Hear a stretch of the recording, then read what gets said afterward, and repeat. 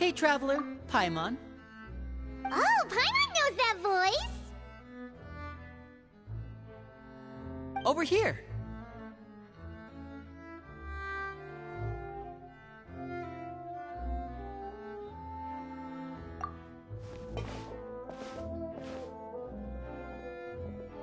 To borrow one of the more popular turns of phrase at the moment, this appears to be quite the fated reunion.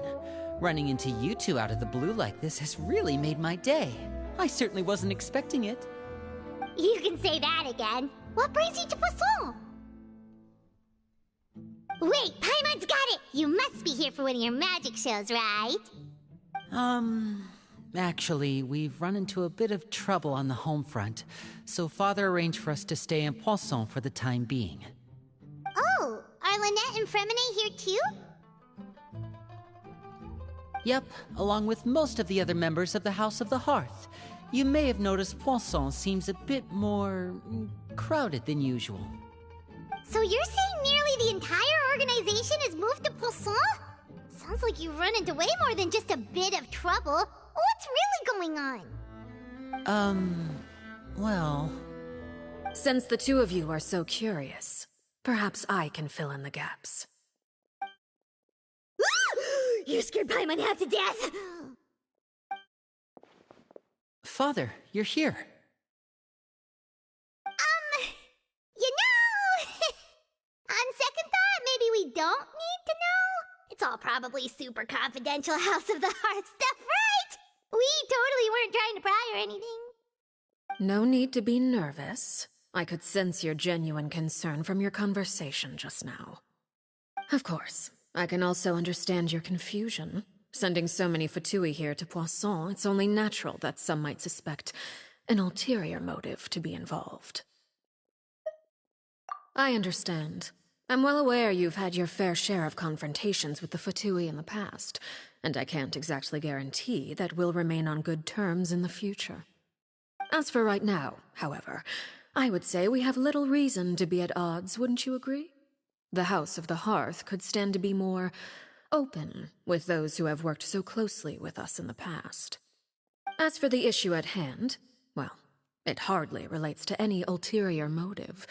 To be frank, it all stems from a certain rumor circulating around the House of the Hearth. It's an internal matter. What sort of rumor? A rumor that a certain phantom child is hiding away in the House of the Hearth. A phantom child? Ooh, just hearing the name is giving Paimon the creeps. A spirit that should have long ceased to exist is lurking in the shadows of the House of the Hearth. So I decided to bring the children to Poisson before continuing to investigate the situation. I expect I should be able to track down the spirit fairly quickly. After that, it's just a matter of resolving the situation, if you will. It shouldn't be much trouble at all. If you're curious, or if you still have some concerns, it might be advisable to stick around for a few days. I'm sure the children would be exceedingly pleased to welcome some visitors. Lenny, I'll leave you to entertain our guests. I have some matters to attend to. Of course, Father.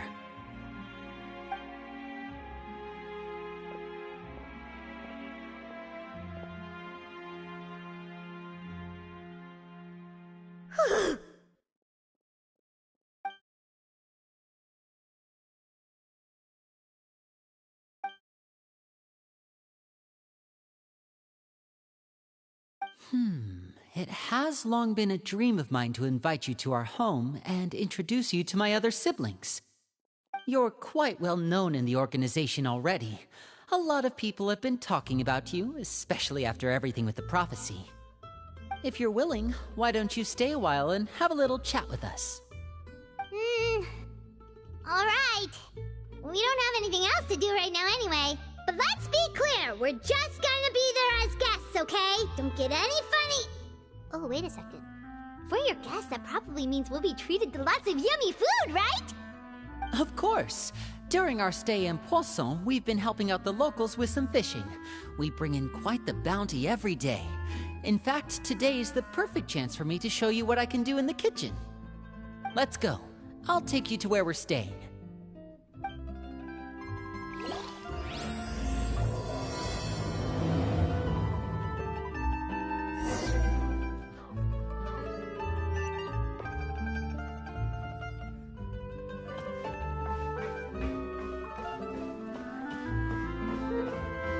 We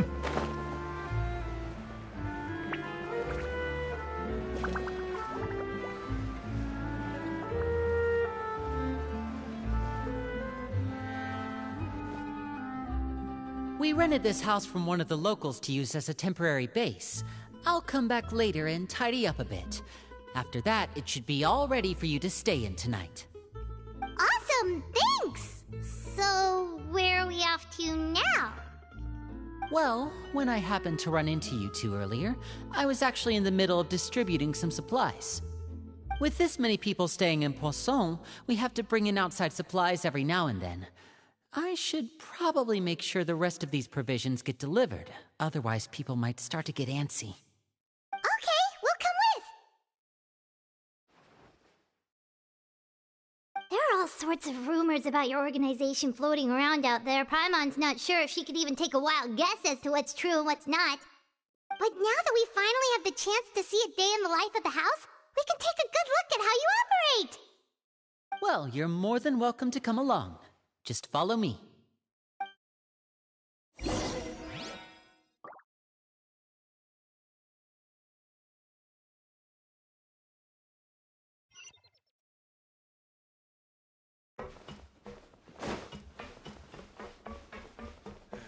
need to find something to do with myself.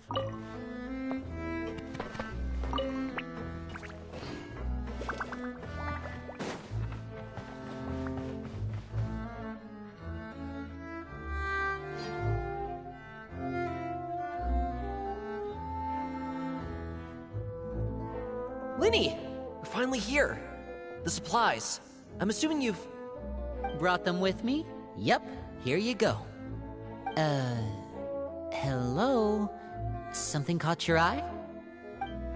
It's the Traveler and Paimon! No way!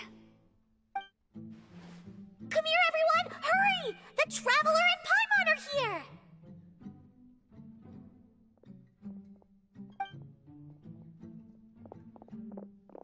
One at a time, please. Don't crowd around them all at once.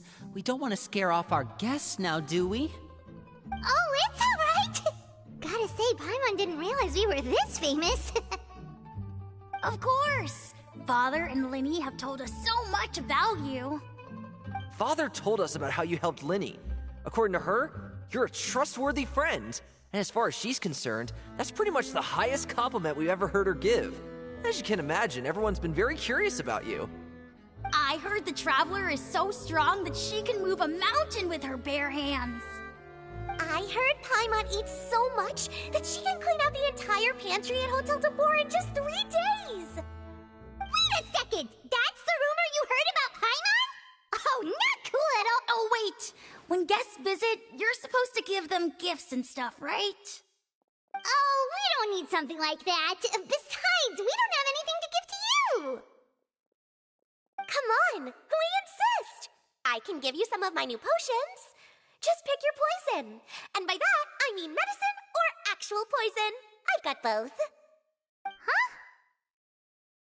Or maybe Shaplo can teach you guys about stealth! He's super good at it! He's never been caught. Ah, now that's not a bad idea. I know you usually prefer to fight head-on, but it never hurts to expand your bag of tricks, right? When it comes to eliminating your enemies, staying quiet can go a long way. Trust me, I would know. I was poisoned not too long ago, and I'm still dealing with the after effects. So I'm not quite as good as I was before, but I can still give you some pointers. Wait, when you said gifts, Paimon didn't think you meant poison and stealth tactics. But those are the best things we can give you. You don't like them? Ooh, how about this? Tell me the name of someone who really annoys you, and we'll teach him a lesson for you. All right, Fold, Selwar. I think that's enough suggestions for now. When it comes to being a good host, it's the thought that counts. You don't need a physical gift to make our guests happy. In fact, pestering them with suggestion after suggestion might make them more annoyed than anything. I would say your enthusiasm has certainly gotten across. Really?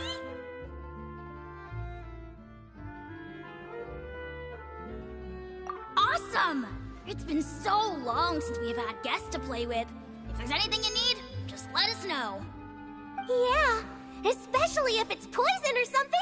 I've got all sorts of potions for that. Well, we'll talk to you all later.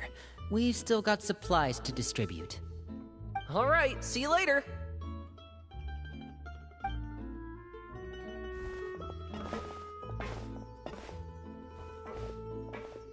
Bye!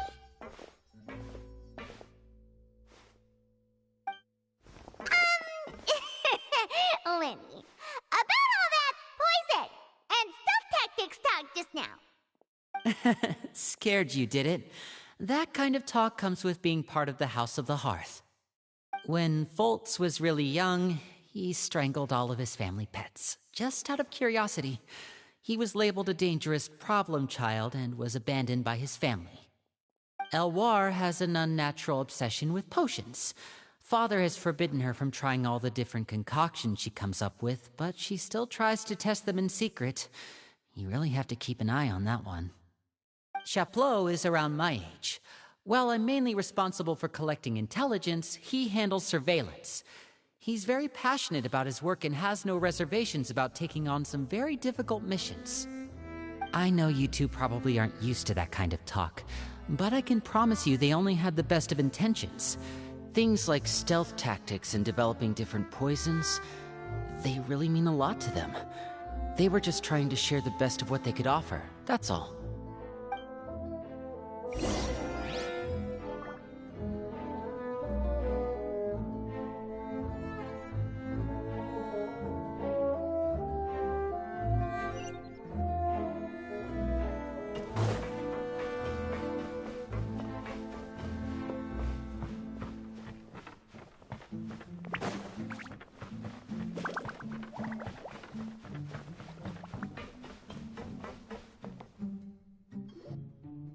Filial, supplies are here.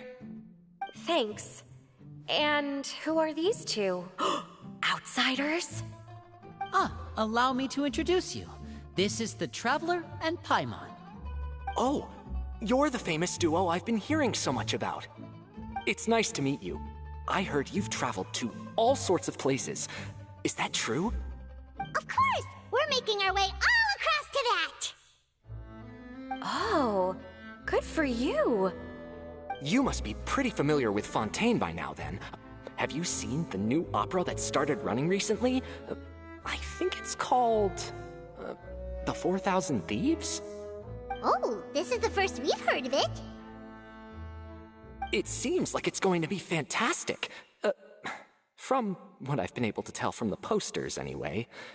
You should definitely check it out if you have the time. Oh, and there's The Blind Maiden, too. That one is supposed to have audience interaction. Seems pretty interesting. After this mission is over, I think I'll go get a manicure. Oh, maybe I should dye my hair. Wonder how much it'll cost. Is it just Paimon, or do these two seem much easier to get along with than the others? Looks like the House of the Hearth has some normal members after all. I heard that. Oh! Oops. I'm guessing you're referring to Foltz and the others? Yeah, we're definitely not all like them. I bet those crazies are practically foaming at the mouth right now. I'm sure they just can't wait to get back to Snezhnaya to carry out the plan. That's enough, Filial. Don't talk about family members behind their back, right? Whatever. Let's go. Guess this is goodbye then. If you ever have some time, we should go see the opera together.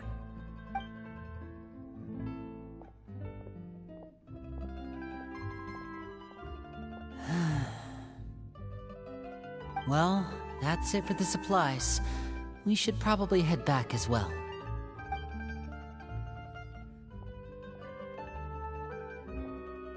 Well, they didn't seem too happy with each other. Seems like there could be something more going on here. I You're right. We're only here as guests after all. Oh, Linny's getting super far ahead. Come on, let's catch up.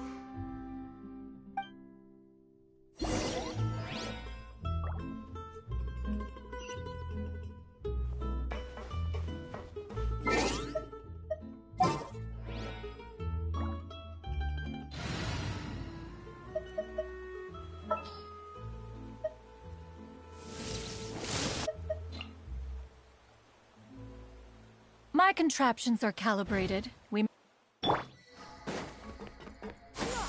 Skyward!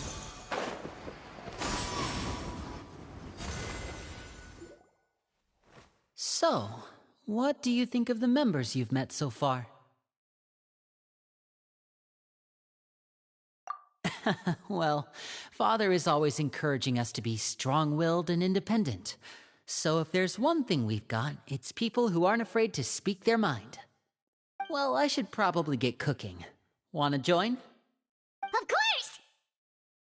Then let's head out and... Fremine, what are you doing here? Fremine! Nice to see you again! You too. I heard you're here as guests of House of the Hearth. Welcome. We were just going to make some food. Why don't you come along? I could use some help in the kitchen, and I seem to remember you mentioning you wanted to make seafood soup for the traveler in Paimon. Seafood soup? Oh, Paimon's drooling already. Were you looking for something just now, Fremine? Maybe I can help. It's nothing. I just wanted to see if there were any extra supplies. Yeah, we've got some left over. What do you need? Some food and water, and some clean cloth, if possible. No problem.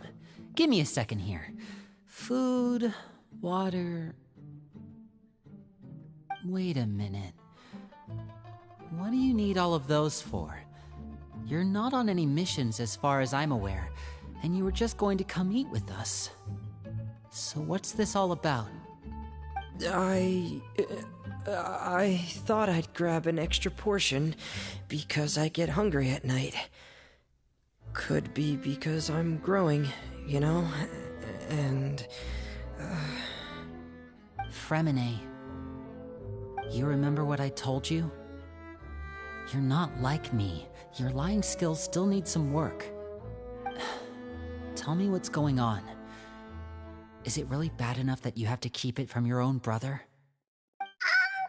Maybe it'll be better if we gave them some space.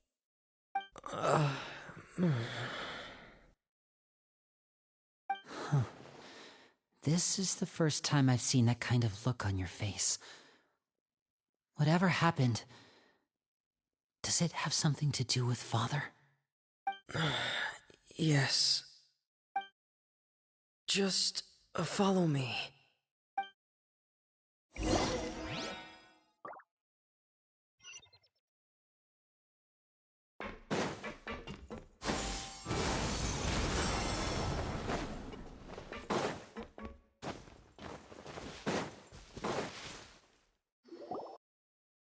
You're back! Oh, and you've brought some friends with you this time. Hello, my name's Linny. I grew up in the House of the Hearth. And you are? Hi, Linny. I'm also a child of the House of the Hearth, just like you. You can call me Clairvy. Clairvy? It's nice to meet you. Does that name ring any bells, Linny? No, not at all. That's not a name we have on our roster, I'm sure of it. What I'm not sure of, though, is how she managed to sneak in. She must be the phantom child Father's been searching for. From the looks of it, I'm guessing you were the one that found her, Fremine. You, haven't told Father, have you? No, I haven't told anyone. I've just been keeping her hidden. For how long? About half a month now. So ever since we got to Poisson then, do you have any idea what you're doing? I know what I'm doing. Really? 'Cause from where I'm standing, it looks like you're hiding the very person Father has been trying to find. If Father finds out about this, everyone involved is going to be punished. You know the rules of the house, Fremine. I know you do. Father doesn't tolerate any form of betrayal. So why are you doing this? I've thought it through. And I just can't hand her over like that. Linny, don't you remember last year? Sheplo nearly died after getting poisoned during that one mission. He wasn't able to get back before the poison started taking effect, and not a single person was there to help him.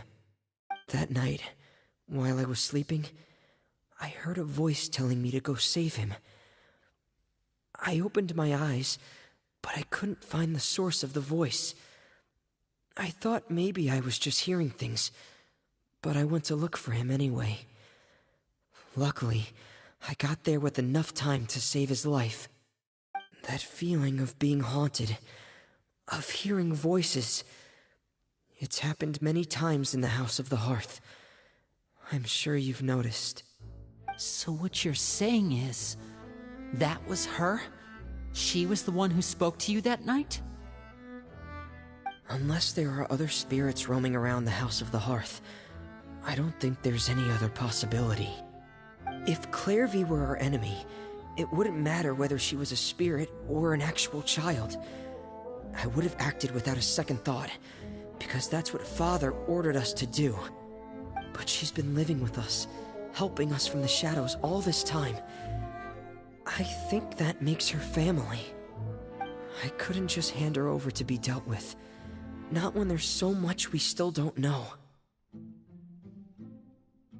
So what's your plan then? You can't keep her here forever. Someone is bound to find out eventually. I haven't thought that far yet.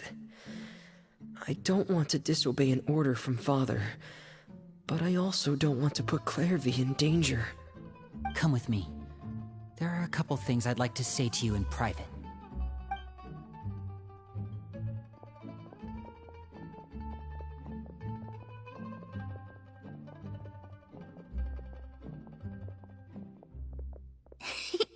Those two sure care a lot about each other. Well, they got a funny way of showing it. From where Paimon was floating, it sure seemed like they were about to bite each other's heads off. No way! They have a really deep bond! I could tell right away, 'cause I also have a friend like that. I just don't know how long that kind of bond can last. The darkness in the house runs deeper than you can imagine. No one can get out alive. I'm sorry, Linny. I really didn't mean to drag anyone else into this. Oh, really? You didn't mean to? 'Cause I, for one, wish you did. Huh? What do you mean? You know, when we were younger, you didn't call me Linny. You called me brother, just like Lynette. We grew up together, the three of us. We were all orphans, all rescued by Father. Of all the siblings in the House of the Hearth, I think our bond was the closest. Later on, when you started calling me Linny, I wasn't actually surprised. After all, Lynette and I are related by blood. We've had to depend on each other to survive long before we joined the house. Linny, The darkest and most difficult moments of my life happened before you and I had ever met. I'm sure that's true for you as well. Even so, Fremine, we've stood by each other for all these years now, and to me, that means more than blood. You and Lynette are the most important people in my life. No one can replace you. So I won't let you face anything alone. Not if I can help it. Oh, looks like things are getting kinda heated between Linny and Fremine. Maybe we should go check on them. Oh, it's raining. I should put my clothes away.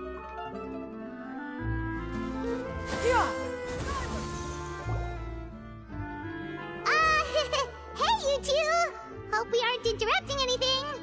Like a fight, or... Oh, wait a minute, Fremine! You're not crying, are you? Is everything alright? Everything's fine. Thanks for asking. Well, we're all friends here, right? We've been through so much together, so if there's anything we can do to help, just say the word. It's just a small family dispute. It's not something our guests should trouble themselves with.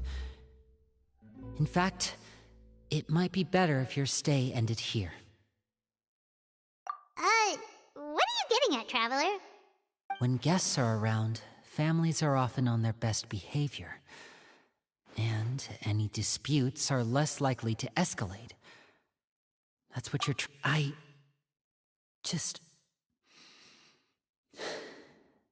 Thank you. I was really hoping to keep you out of it. But even if I could think of some other reason to turn you away, I'm not sure I could convince you. I know things could turn dangerous, so I promise you this. From now on, I'll protect you like my life depends on it. Me too. Well, back to the matter at hand then. If we don't plan on handing Clairvy over to Father, then our only other option is to solve the mystery of her identity before Father is able to track her down. That means finding out where she came from and what she's doing here. Then we can send her on her merry way and pretend like none of this ever happened. I've tried that already. And? And nothing. I tried taking her somewhere really far away, but after some time, she just reappeared. She even came with us all the way to Poisson. It seems like wherever the house is, she follows. I don't know much about spirits. Do you two have any ideas? Let's see here. Paimon remembers hearing something like, if you fulfill a spirit's last wish before they died, they'll let go of whatever's keeping them here and return to the ley lines. Oh, it's just that Paimon doesn't really remember where she heard that, so it's not guaranteed to work or anything. Well, sounds like it's worth a shot. Guess that means we should go ask her about her wish. But first, Fremine, I need you to promise me something. What is it?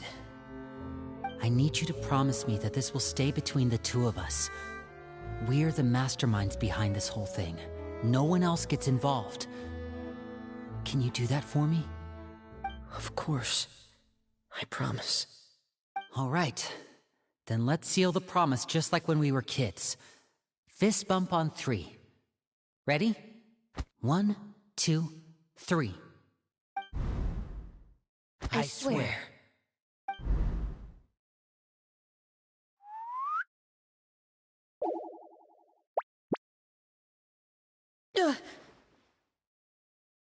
Whoa! Lynette! But what a surprise! What brings you here, dear sister? And, when exactly did you get here?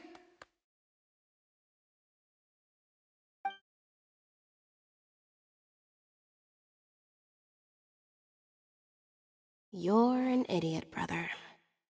And you too, Fremine.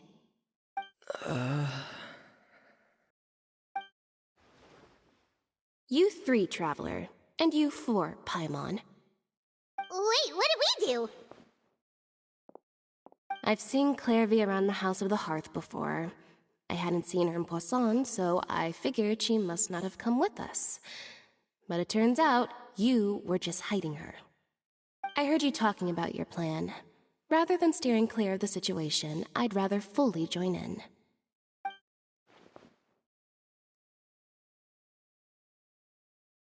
If you don't agree, I'll have no choice but to report everything back to Father. Simple as that. You're not giving us much wiggle room here, Lynette. Well, I guess we're all in this together then. After we talk to Clairvy, we'll figure out our next move. There's no time to lose. Let's go.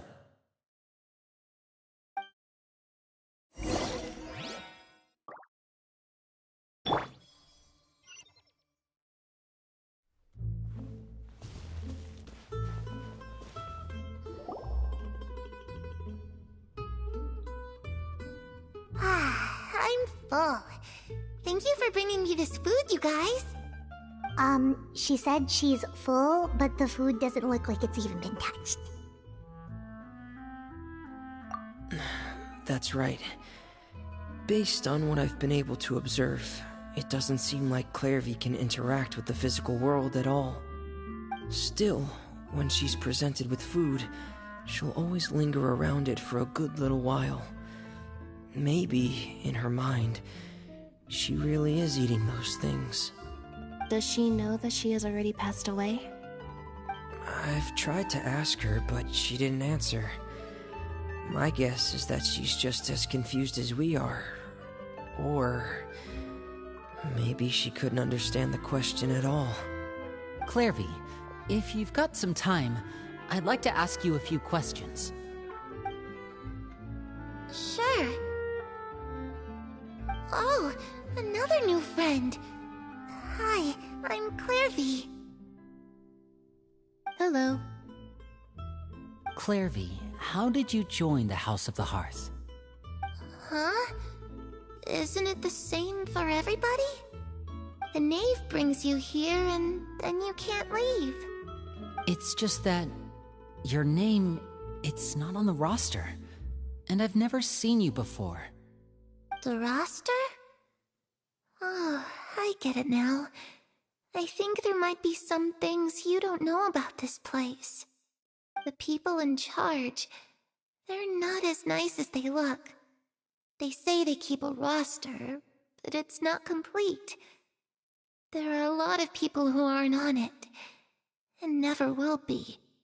In this house, some people are family, and other people are just test subjects. Those kinds of people aren't ever going to get a place on the roster, unless it's the roster of people who've been executed.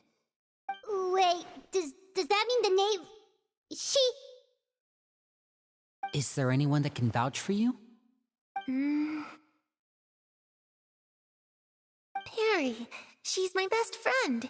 She's the only one I trust in this place. Have either of you heard of that name before?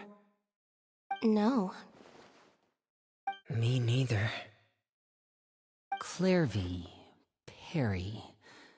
Neither of those names are on the roster. But it seems like she's telling the truth. Either that, or this kid's already got a bag of tricks bigger than mine. Maybe we should try a different approach. Clairvy, do you have a wish? A wish? It can be anything you want. Just imagine. It's your birthday, you're blowing out the candles, and your wish is...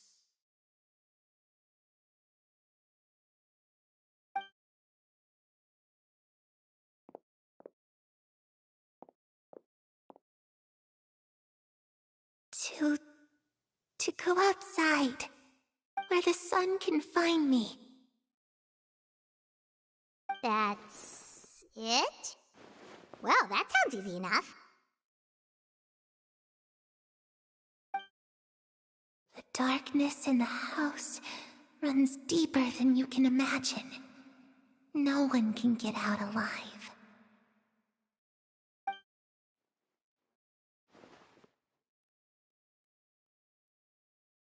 Okay, time to divide and conquer.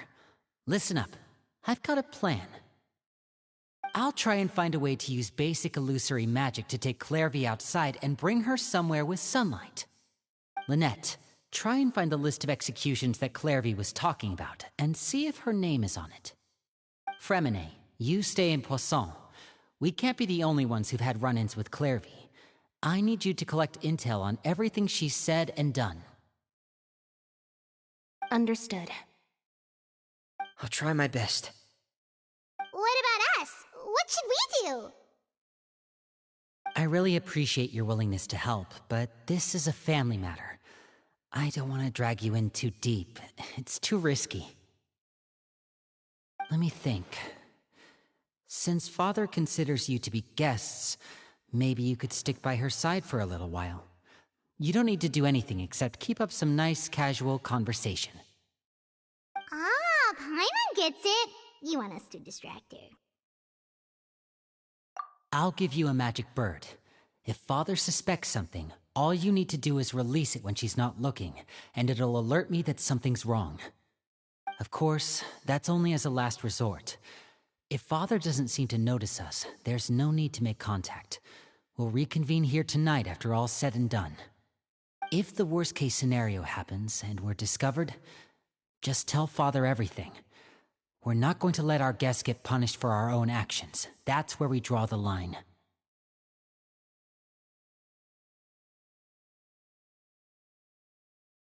You too. Okay, this is where we part. Father should be at the beach nearby.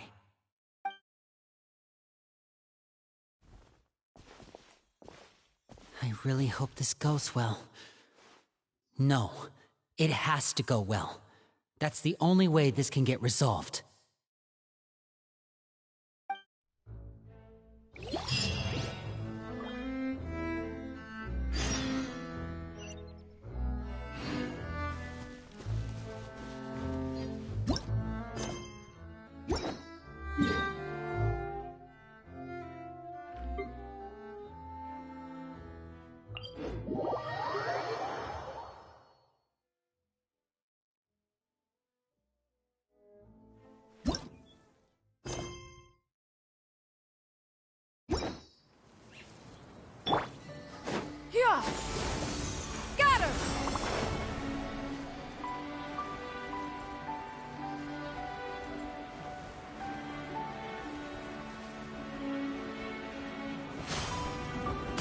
Nice and spicy! Yeah! Skyward! Scatter! Yeah!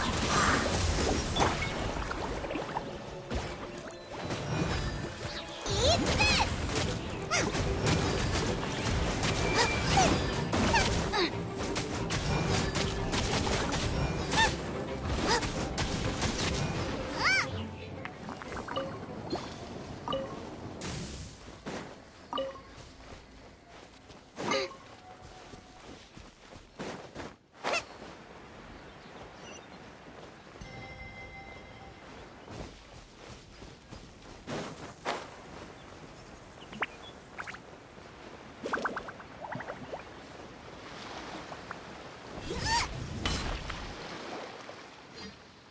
It's the knave! And... child! Hey, aren't you supposed to be in Snezhnaya recuperating? What are you still doing in Fontaine? Oh, it's you two. I didn't expect to run into you here. I was unconscious for quite a while after the fight in the Primordial Sea. After I woke up, I realized I was being taken back to Snezhnaya, and well, I couldn't have that now, could I? Not when I've still got unfinished business here in Fontaine. So, I mustered up all my strength and made the journey back on my own. What sort of unfinished business are we talking here? It has to do with Skirk, my master. I really wanted to meet up with her, but by the time I got back, she had already left. I still have so many questions for her. Without any other leads, all I could do was ask the knave to help me track her down. She must have left behind some traces from her time in Fontaine. Oh, okay, so have you found any clues? Unfortunately, no. While the House of the Hearth is adept at collecting all manner of intelligence, certain existences can still manage to escape our purview. Basically, unless Master feels there's a need to meet with me, she's not going to be found. But that problem has an easy fix. I just need to become stronger, and then... Paimon thinks you should focus on getting better first. The worst of it is over. It's all thanks to that one kid from the House of the Hearth. Elwar, I think her name was. She gave me a bunch of random potions to drink. They didn't go down easy, let me tell you. Pain and chills all over. But they really did help speed up my recovery. And that's good, because it looks like I really do have to head back this time. The old man's been putting the pressure on me. He sent someone to tell me I'm needed for some sort of project. Project Stuja? Yeah, that's the one. I heard Regrader's involved too. I'm not looking forward to having to listen to all his monologuing, that's for sure. Hey, maybe you could think of a way for me to stay in Fontaine for a little longer. Helping Linny and the others brush up on their fighting skills would be far more interesting.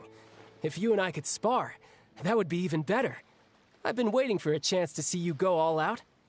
And what a sweet little daydream that is. But I also have a role to play in all this. I'll be leaving Fontaine shortly as well. Besides, considering how little they see fit to step outside the homeland, being called on to return to Snezhnaya by such illustrious dignitaries, what a great honor. Wouldn't you agree? One I could do without, I'd say. Is it just Paimon? Or does it kind of seem like they're...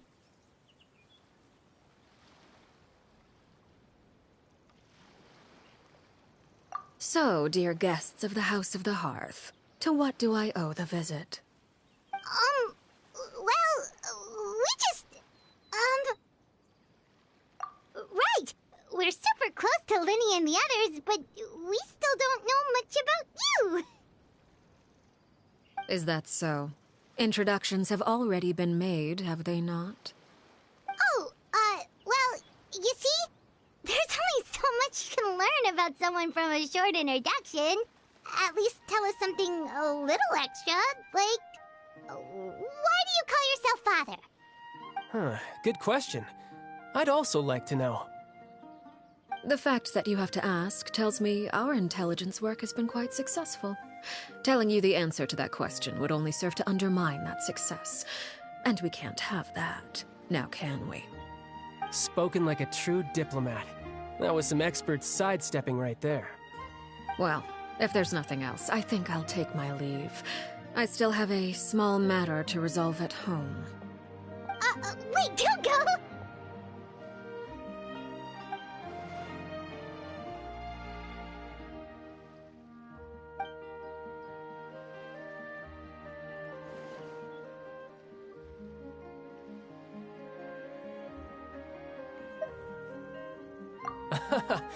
I'd also like to hear the answer to this.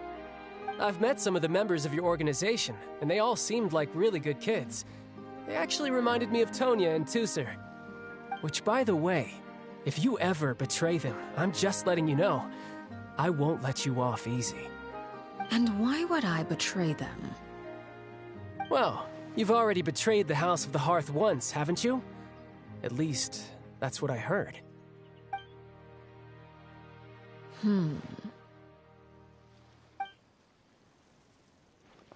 Okay, I admit. That's just what the old man told me. The rooster, I mean.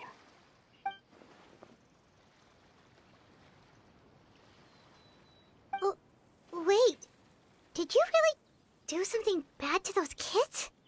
Never mind what I've done. I'm more curious as to what the mighty rooster had to say. Care to enlighten me? Well, nothing much. Just some stuff about you taking out many other members of the House of the Hearth, and even going so far to attack your own family. I see. Oh, based on your reaction, I'm guessing it's all a bunch of lies. Hardly.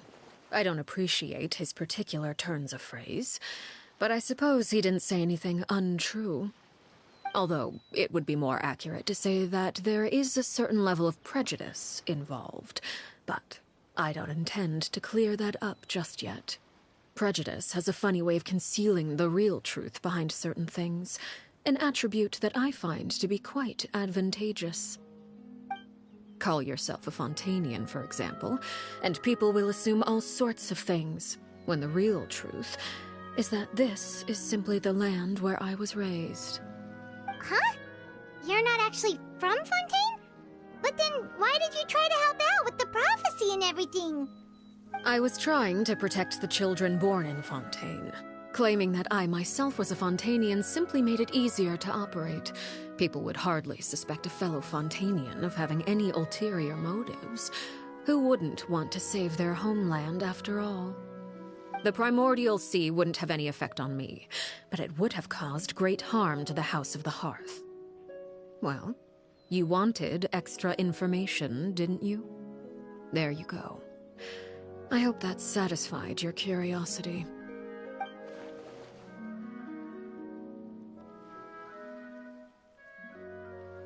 So, you stayed in Fontaine for the kids. I guess I was wrong to believe you'd betray them. Apologies. Looks like I was holding on to some prejudices myself. Good. Like I said, I like it when others have misconceptions of me. Actually, while I was recuperating at the House of the Hearth, there was something else that really caught my attention. I heard that members always resolve disputes and arguments with a friendly spar, and the loser has to back down. Seems pretty cool if you ask me. Would also give them plenty of opportunities to hone their skills. Well, that's only a recent development. In the past, such spars weren't nearly so friendly. The losing party would lose everything, including their life. They were that high stakes? Whew, at least that's not a thing anymore. Well, the current atmosphere's not half bad. I'm a bit jealous, actually. You've got so many family members around you, and you even get to live with them. Having a lot of family around means dealing with a considerable amount of bickering and scheming. Once Tonya and Tusser enter their rebellious phase, I'm sure you'll understand. Just imagine. Tusser becomes obsessed with plucking out strands from the rooster's mustache, or Tonya decides to dye her hair 42 different colors. Okay. I get the picture.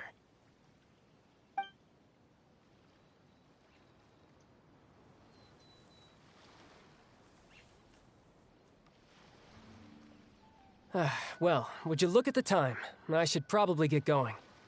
Traveler, Paimon, I'm not sure where our paths will cross next, but the next time we run into each other, we should definitely try and find some time to spar. Again, maybe this is a conversation we can have when you look less like you're gonna keel over. All right. Well, thanks for everything, Arlecchino. No thanks necessary. You also played a part in obtaining the Gnosis. I would say we can call ourselves even. I like the sound of that. Well, I'm off. See you all some other time. We should probably get going too. Do you want to head back with us? Oh? You want me to leave so soon? Oh, well, you see, I'm rather enjoying the evening breeze. If you don't mind, I think I'll stick around for a bit. I have some things to think about. Apologies for not attending to you like a proper host. Please forgive this slight. I do hope you'll have a pleasant stay. We managed to keep her distracted until nightfall. Good thing Child was there to keep the conversation going. You don't think she suspected anything, do you? Oh, I wonder if Liddy ran into any issues. Let's hurry back and see how everything went.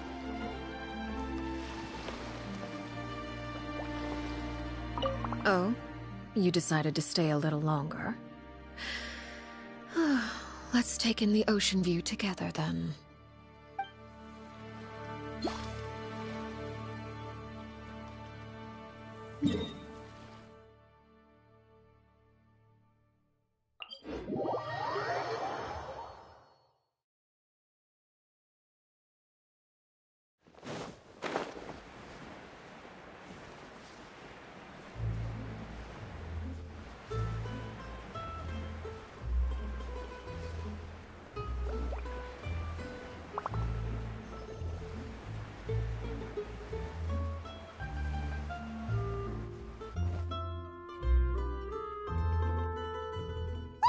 How did everything go? Well, long story short, we ran into a small issue. Clairvy can't go into the sunlight. Everything was fine at first. She followed me up to the surface just like I told her.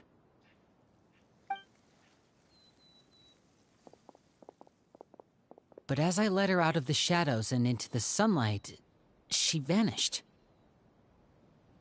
I turned around and there she was, standing at the edge of the shadows, silently watching me.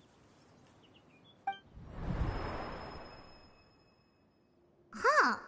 Maybe she's afraid of sunlight, or... No, it wouldn't be her wish if that were the case. Well, we could always try pushing her into it. Oh, true. I've pretty much tried it all already. Nothing worked. Eventually, the sun went down, so all I could do was bring her back here.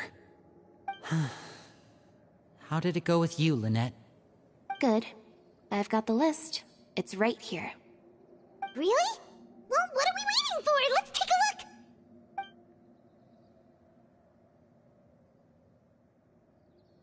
Oh, that's a lot of pages. Oh, it's gonna take forever to get through it all. We can each take a section. Here. La Pouillade, L'Endroit, Chambel, Horaire.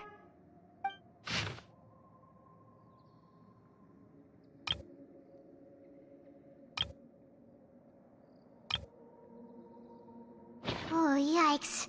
That Horaire guy has a huge scar on his face. He's kinda giving Paimon the creeps. I've met him before. The scar is from an injury he received during a mission. I still remember him joking with me about it. He said any future lover would take one look at him and then lose all interest. Did he say anything else? Well, I asked if there was someone he was interested in. He said no, and that's where our conversation ended. It was only later that I learned he really did have someone he liked. He risked everything to escape so he could be with her, but it didn't work. One day, Father asked to see him, and, well, I never saw him again after that. Wait, so that means the knave, she... It may seem cruel, but it's just one of the rules of the house. Betrayal is not to be taken lightly. We know too many secrets to come and go as we please. So, if you do try to leave, you pay with your life.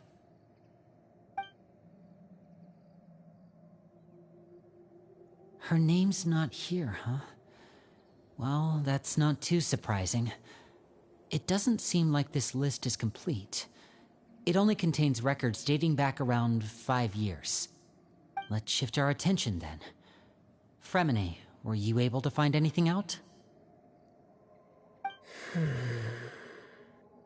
Fremine. Sorry. I was thinking about something.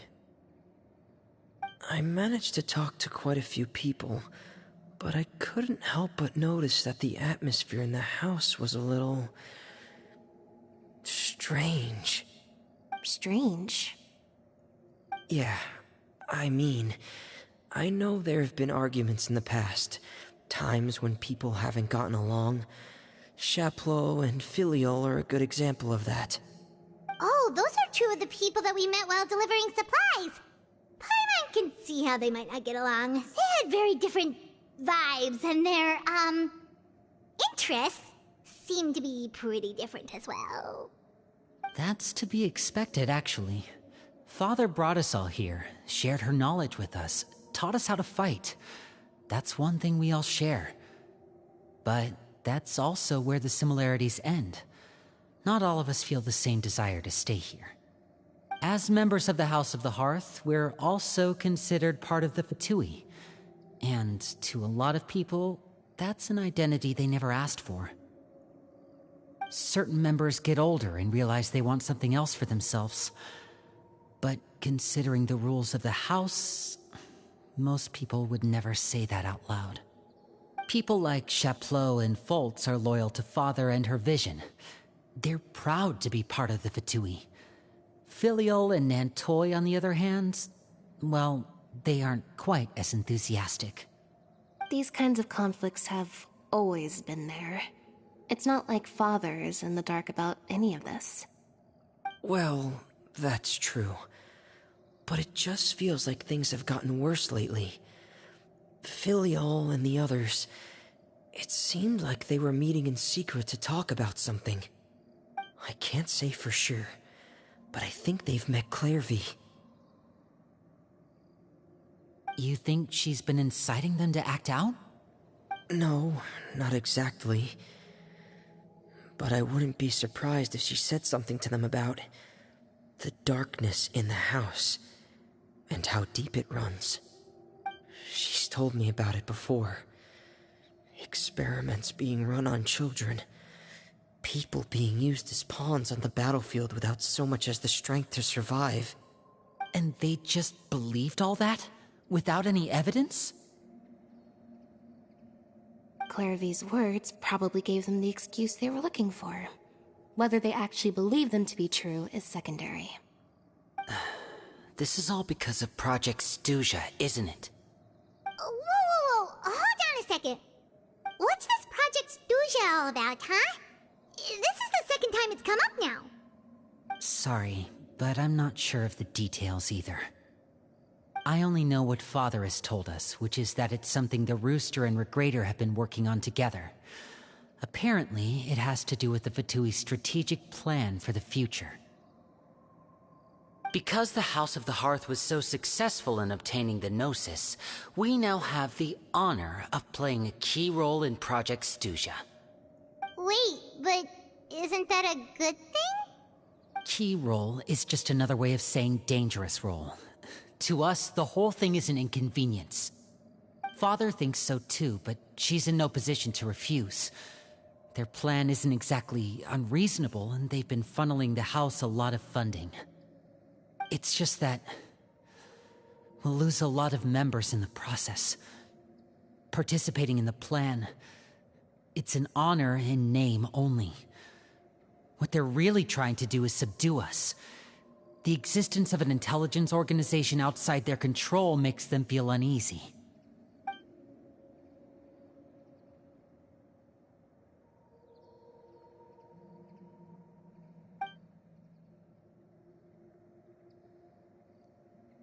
Okay, super complicated top secret Fatui business aside, what does all of this have to do with the conflicts you were talking about earlier? Paimon doesn't get the connection. External pressure has a way of exacerbating internal strife. You can't overlook the power of fear either. People are afraid of dying, and that fear is often the impetus for a lot of stupid decisions. I thought resolving the Clairvy situation would make everything go back to normal. But it looks like things are more complicated than I thought. If we leave Filial and the others to their own devices, sooner or later, Father will be forced to take action. We can only focus on one situation at a time, brother. You're right. Even if we confront Filial and the others, it won't do any good. It might even make matters worse. We should focus on Clairvy for now. Well, it's getting late. We should head back and get some rest. We'll try again first thing tomorrow. Lynette, you stick with me this time. Fremine, keep a close eye on Filial and the others. Make sure they don't do anything they'll regret. Good work today, everyone. Have a good night, and I'll see you tomorrow.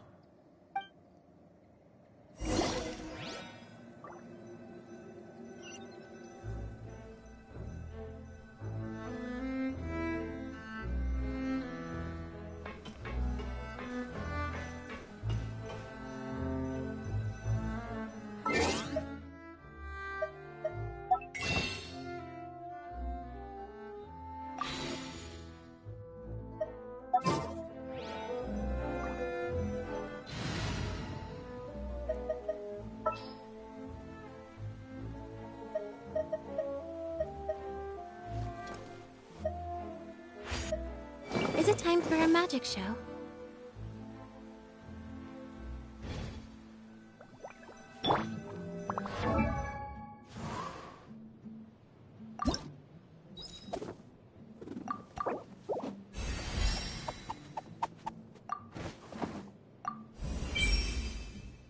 My perception has...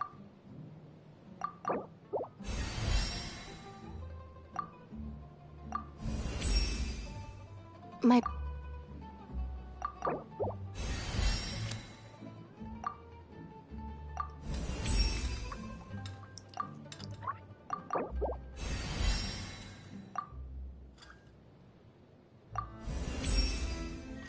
I can...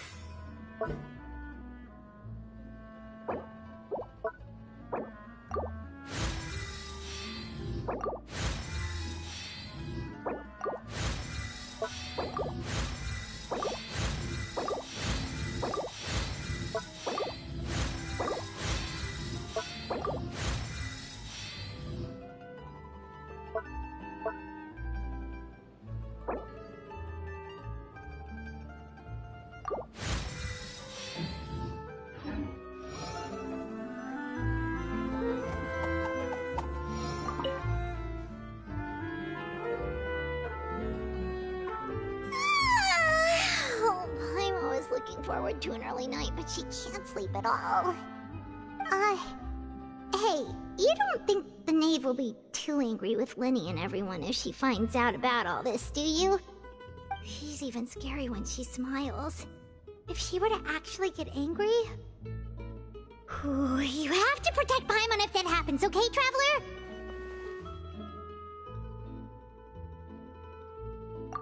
Oh, well, in that case, we should just plan on running away. We'll grab Lenny and the others and we can make a break for it as fast as we can.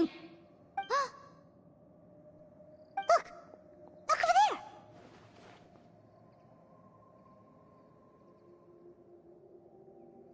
Quick! Let's catch up with her before anyone sees!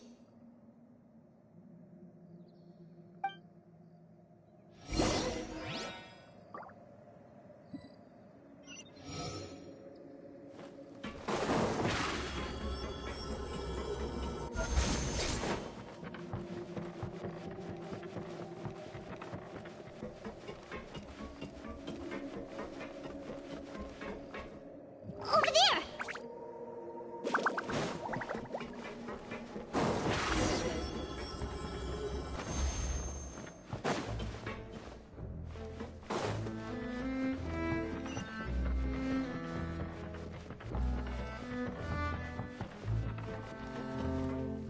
Oh, where is she going? Oh, if someone sees her, we're toast!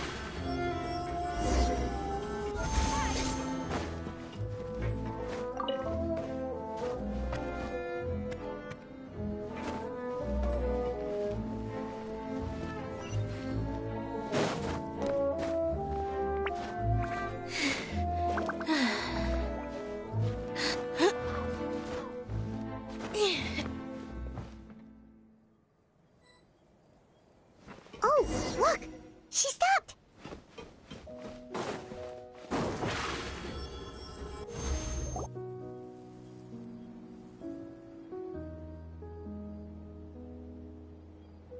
Clear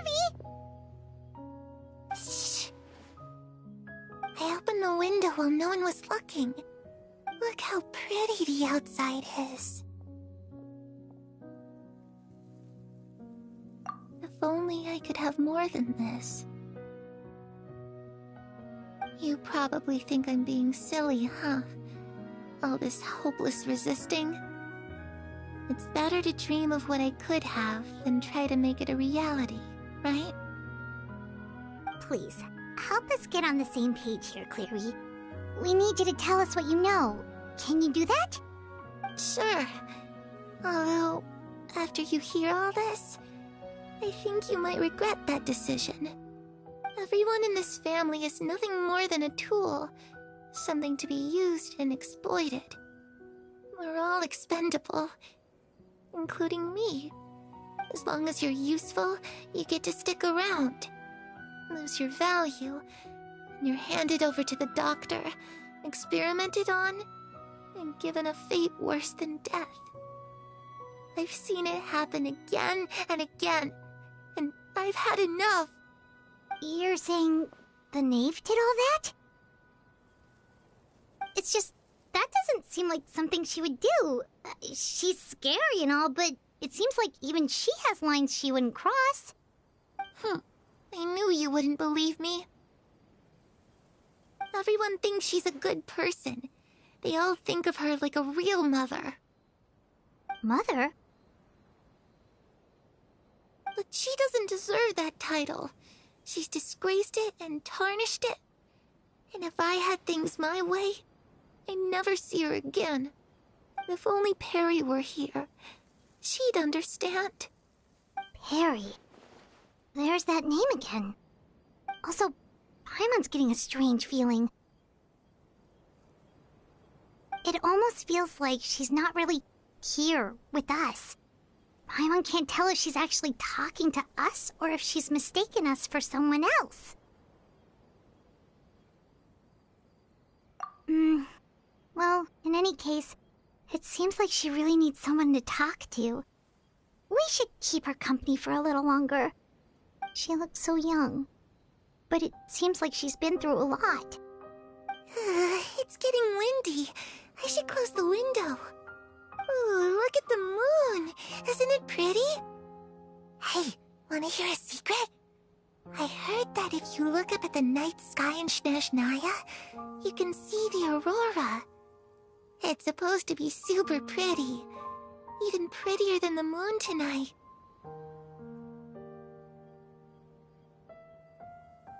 Perry and I promised each other that once we're older, we're gonna go see it together. But I can't find her.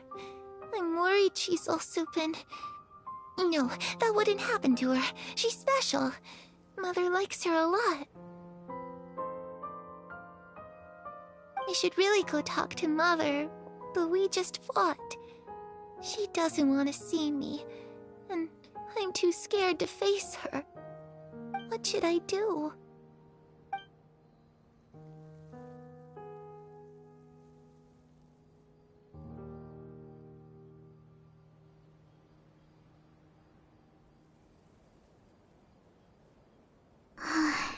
Paimon really doesn't understand what's going on with her. Well, let's head back. We've got an early morning tomorrow.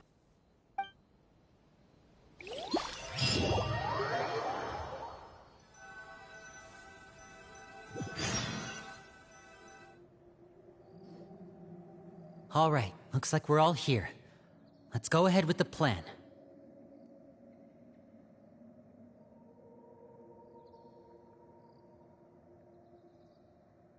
Oh? What is it?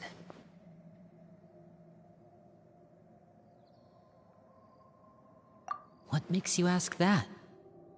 Well, we kinda ran into Clairview last night, and that's what she told us. We met the doctor back in Sumeru. He's super dangerous, and he's done all sorts of bad things.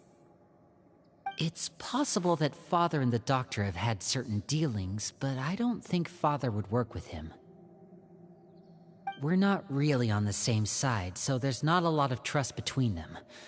That doesn't exactly set the stage for a successful partnership. I did hear, though, that when Father first became a Harbinger, The doctor offered to work with the House of the Hearth. Father rejected most of his proposals, except for one. It had to do with some sort of secret experiment. Secret experiment? Could that be what Clairvy was talking about? I don't think so. I don't know any details about the experiment itself, but I do know it's an entirely independent operation. The doctor only proposed a direction for the research. That was the extent of his involvement. I still don't think that counts as working together. The details of the experiment are confidential, but complete records are kept on all participants. That doesn't seem to be the case with the situation Clairvy referred to.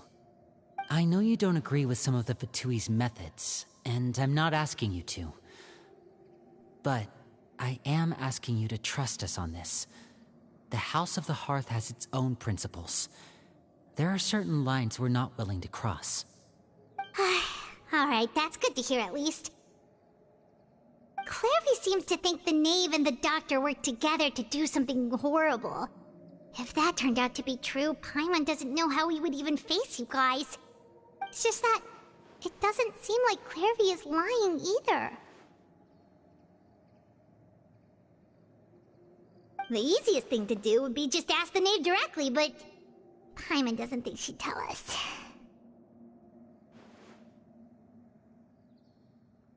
Father didn't come back last night. She's probably still near the shore. We'll be counting on you to distract her. Lynette, you're with me. Fremine, you know what to do. Be on your guard, everyone. All right, let's get to it.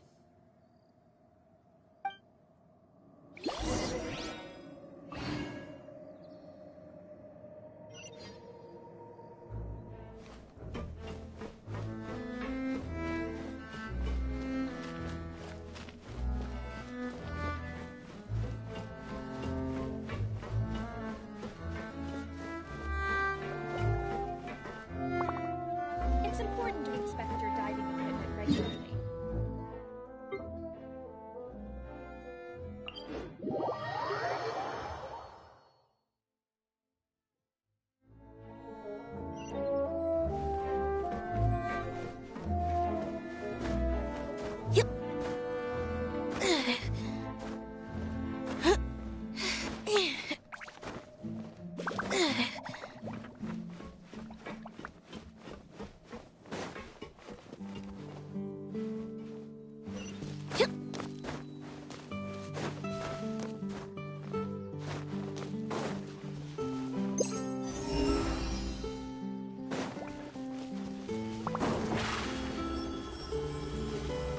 Over here!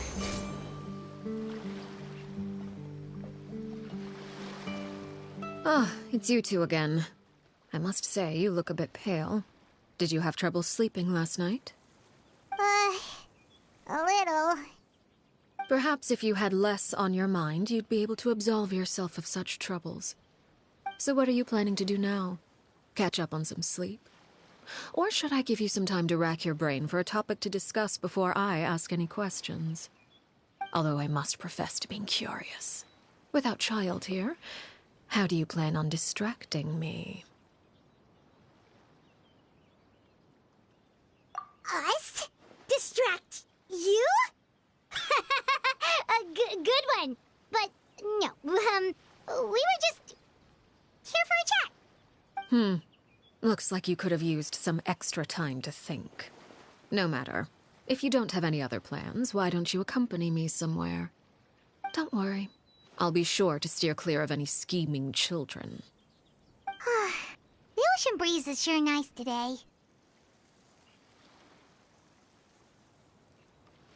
Children always think they can hide things from the grown-ups. But nothing gets past me. Least of all a little scheming. I think I'll let them have at it for a little longer. I can be very patient. Well, I'll leave you to think things over. If you're so inclined, meet me outside the Palais Mermonia. Good things come to children who do as they're told. So I do hope you decide to tag along. If only for your friends' sakes. What should we do? She clearly knows about everything we've been doing, and Paimon doesn't think it'd be a stretch to say she was threatening us just now.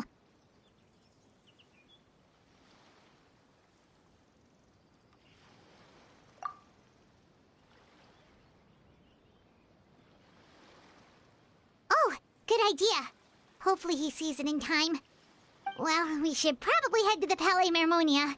Paimon doesn't want to find out what happens if we don't show up. Based on what the knave was saying just now, it sure didn't seem like... Okay, then we probably shouldn't keep her waiting. It seems like Lynn and the others are on thin ice, so let's do our best to not get them in any more trouble.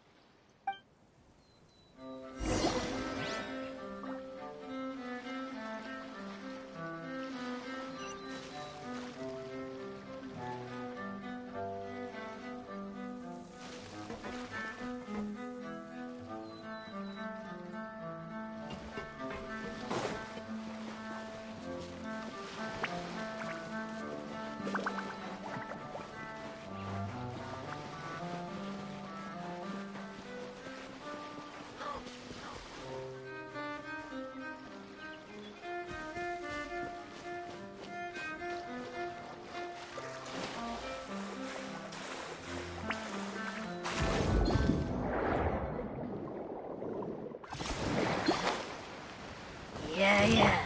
At the frying pan, it's the surprise! Didn't quite touch it. Cue the spotlight! I need to focus.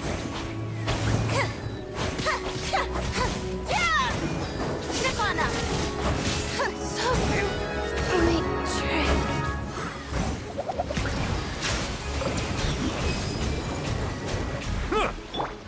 nice and spicy.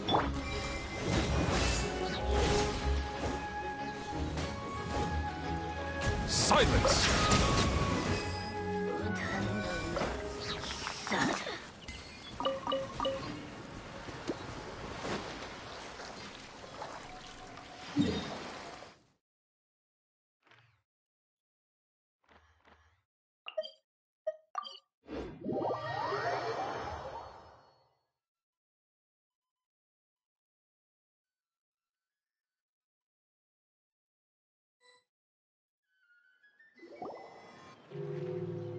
Seeing as we still have some time before my meeting, we might as well enjoy some pleasant conversation while we wait.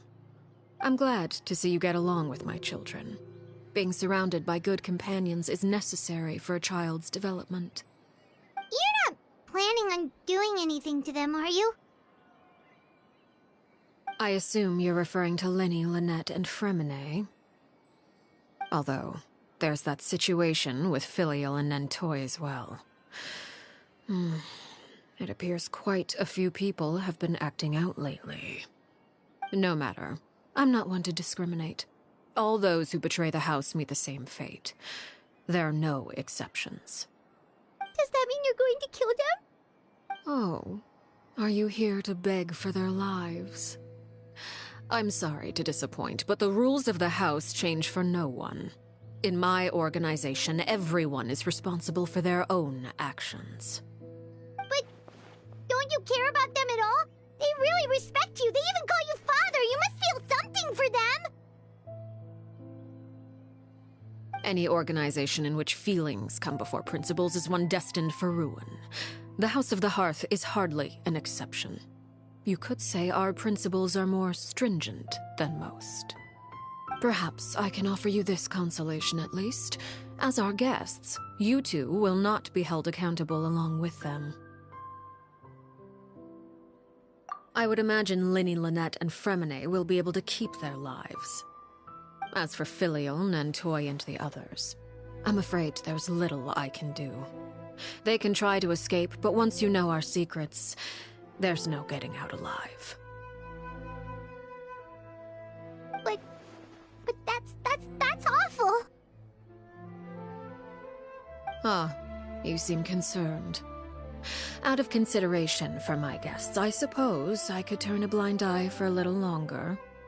If Linny and the others manage to dispose of Clairvy in the meantime, all evidence of their wrongdoing will be lost. In that case, I could hardly punish them for something I couldn't prove. If their efforts are unsuccessful, on the other hand, all will be held accountable. And the punishment will be severe. Of course. Oh, and here, I believe this belongs to you. Do try and keep better track of it next time. It takes a considerable amount of time to train a bird like this. It would be such a pity if you were to lose it. Permanently. Wait, where did you get that? Well, I'm afraid that's all the time we have to chat. Now, for the matter at hand. I asked you to meet me here because I have business at the Palais Mermonia. It has nothing to do with you, but I think it would be prudent for you to stick by my side for the time being. There will always be time later to run off and tell Linny what you've learned. Well, time to go. Looks like we wrapped things up just in time.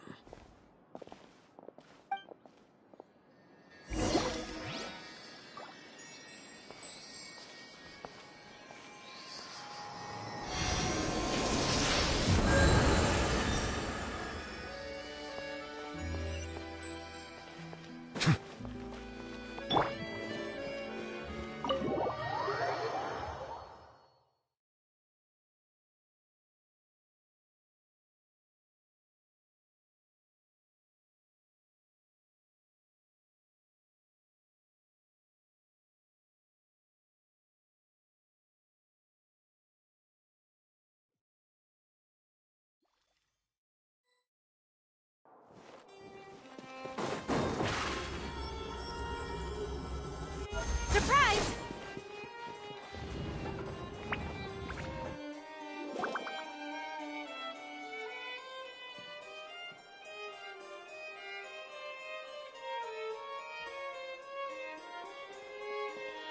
It's been a while, Monsieur Neuvillette.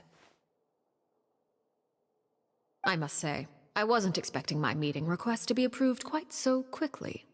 The Palais Mermonia operates with an efficiency worthy of admiration. It is only right that an esteemed diplomat such as yourself should be afforded the proper level of respect.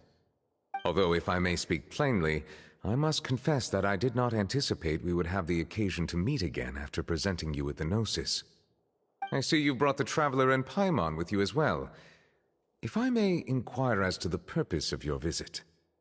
I'll be departing Fontaine shortly. There is, however, an outstanding matter that I would like to see resolved before I go. It requires a rather lengthy explanation, I'm afraid. So I took the liberty of explaining everything in this proposal. Please review it at your leisure, Monsieur Neuvillette.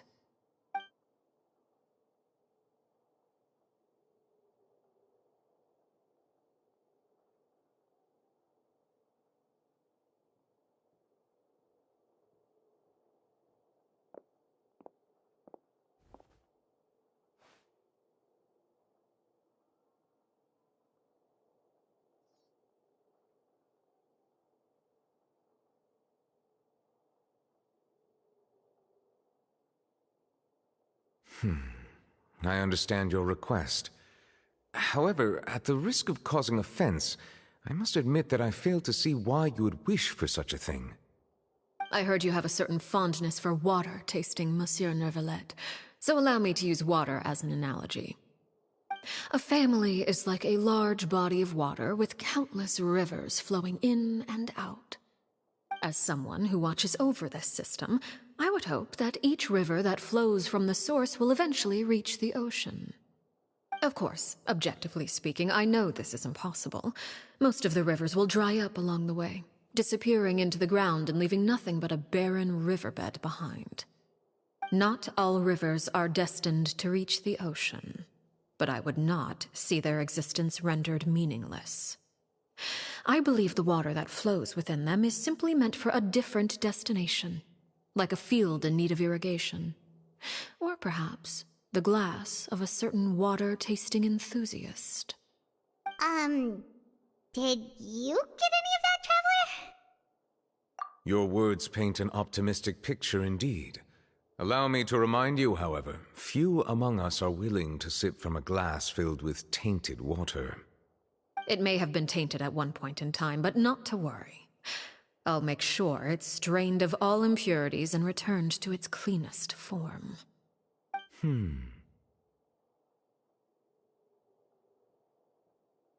seem to recall there being a transactional aspect to your proposal. Perhaps you could expound on that? If you accept my proposal, Monsieur Neuvillette, I will gradually withdraw my forces from Fontaine. And, unless absolutely necessary, I will no longer carry out any special missions within Fontaine. I presume I can take your words to mean that, in the future, cases similar to the Tartuffe assassination will cease to cross my desk? Tartuffe? Ah, that thief who embezzled funds from all those charities, you mean? My deepest condolences to his family, but without any evidence, I cannot imagine how the House of the Hearth might have been involved in his passing. Of course, if you accept my proposal, Monsieur Neuvillette, I'm sure certain measures could be taken to reduce the frequency of such troubles. You choose your words carefully indeed. In that case, I am inclined to accept your proposal. My thanks for your generosity, Monsieur Neuvillette. Well, with that settled, we should be going now. I took the liberty of bringing along 2 bottles of spring water from Snezhnaya for you to enjoy. I do hope I get the chance to hear your impressions. Perhaps at our next meeting, yes? Indeed. I trust you would not overlook your commitment in the meantime. All right, Traveler Paimon. Time to go.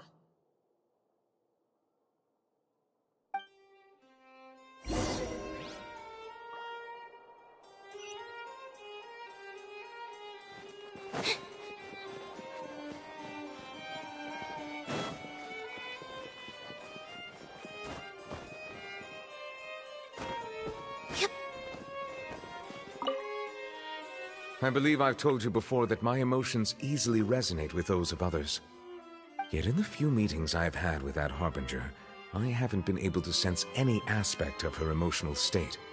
Her mind is like a still body of water.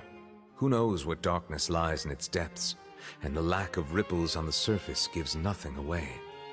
It's unclear whether this is her natural state of being, or whether it's an incredible strength of will that gives her the ability to master her emotions. Either scenario, however, suggests she is a very dangerous individual. I do not expect an explanation as to why you two are by her side. Whatever your reasoning, I would only advise you to take caution.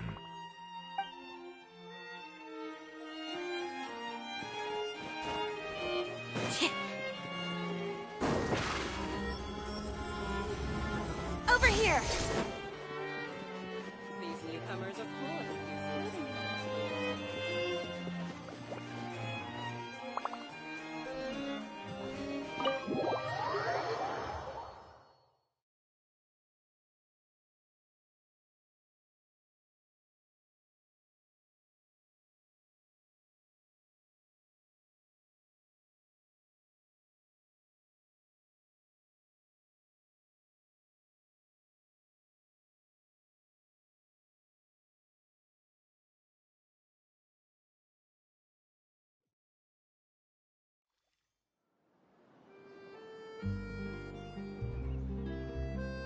So, what exactly were you talking about back there? Paimon only heard you mention some rivers, a large body of water, and then some kind of irrigation scheme. You really want to know? I would imagine there might be more pressing concerns at the moment. Winnie, Paimon really hopes everything's going okay.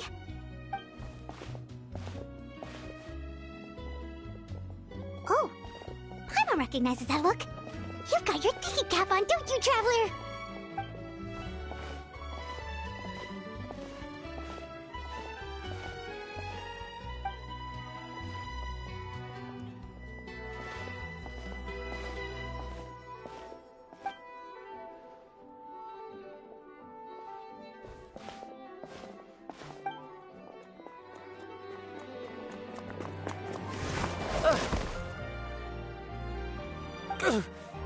Oh, shoot. Are you all right? Oh, jeez. I'm so sorry. I was so focused on selling these papers, I wasn't looking where I was going. Well, let me make it up to you at least. Here, take this paper.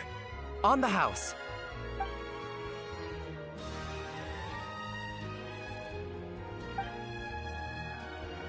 Oh, you don't have to give us anything. Please, I want to. It's not like I'm short on supply.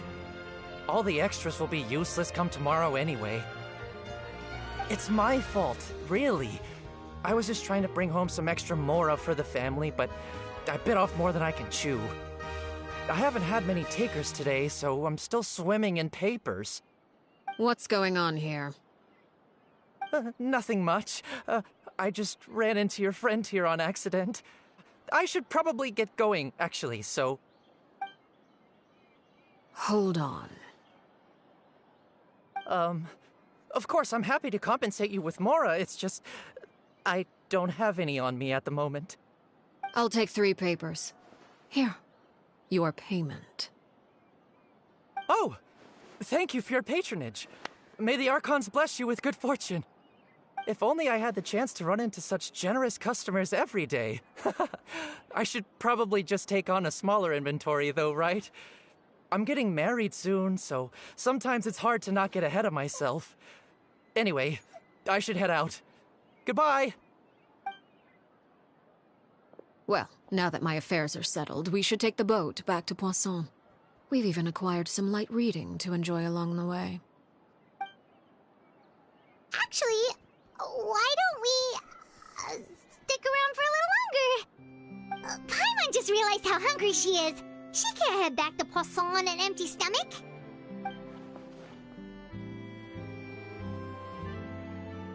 It appears you two are under the impression that delaying our return will somehow alter the situation in your favor. I'm sorry to ruin your fantasy, but your efforts are meaningless. That being said, I could be persuaded to give Lyney some extra time. I just have one condition. If you agree to my request, I'll even answer some of your questions. You're quite curious about Clairvy, are you not? And my relationship to her. Wait, why are you being so generous all of a sudden? You're not gonna ask us to do something bad, are you? You overestimate yourself. You don't have the talent for bad things. Then what can you possibly... The most important consideration in a negotiation is that both sides receive something they want. Demands and threats only get you so far. Wonderful. Here it is. When the time comes, make the choice that you deem most appropriate in the situation, and lend your help to the House of the Hearth. Okay. Sounds normal enough. But what do you mean, when the time comes? When is that supposed to be? That is for you to decide. Then we have a deal. Follow me.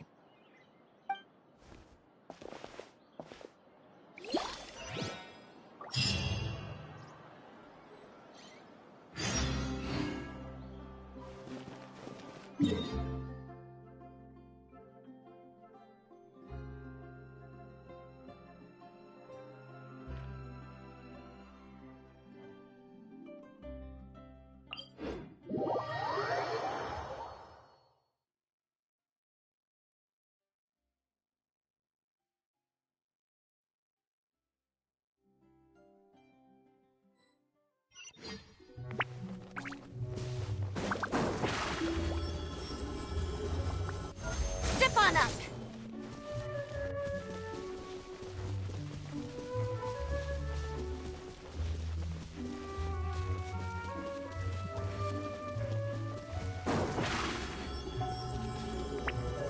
Surprise!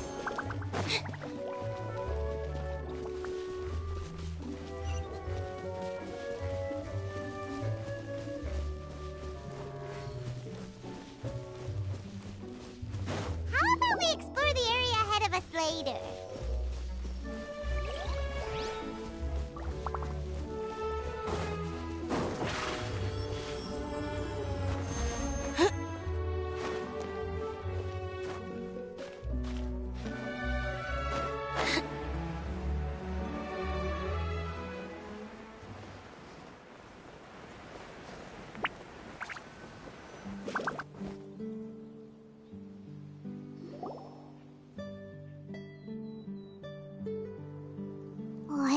place? Somewhere long forgotten by everyone.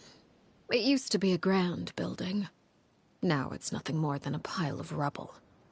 No one comes here anymore, nor does anyone care about what once happened here. Although, this place does have something to do with the story I'm about to tell you. It was before I became a Harbinger, and before Lyney and the others joined the House of the Hearth. Due to certain events, I first killed Clairvy and then her mother. And this is where it all happened. You were the one that killed Clairvy?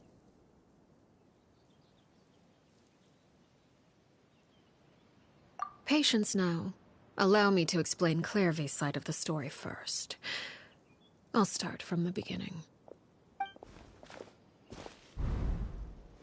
Clairvy was 6 years old when she was brought by her mother, Crucibina, to live in the House of the Hearth. From the outside, it seemed like a fairy tale. A thriving family made up of kind adults and friendly children.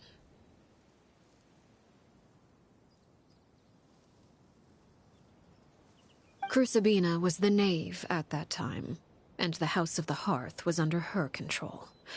She was Clairvy's mother by blood, but she was also the mother to all the children in the house.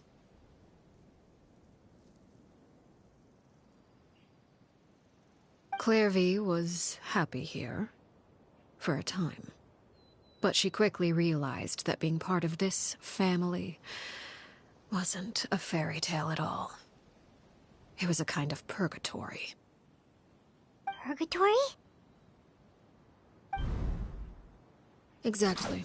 The House of the Hearth takes in war orphans from all over Teyvat. But as for how to raise them, that depends entirely on the person in charge. Crucibina came up with a novel idea. She would teach the children to fight, force them to duel each other, and then crown as the king of the house the child who proved themselves most worthy of inheriting her title. It's difficult to estimate the number of children who died or were maimed in the process. There's little I can say about the ones who died. The ones that emerged with permanent injuries, on the other hand, well, they still served a purpose. They would be handed over to the doctor to be experimented on, or sent away on dangerous missions. Nothing more than tools to be used and then discarded.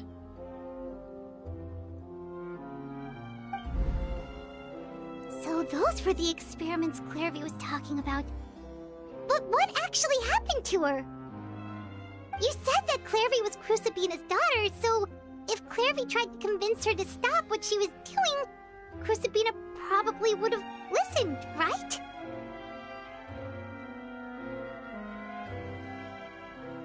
Despite being Clairvy's mother, Crucibina cared little for her daughter. She forced Clairvy to join the House of the Hearth only as a means to demonstrate her own impartiality as a mother, to prove that she treated all her children equally. Clairvy did try to convince her mother to change her ways, but it was to no avail.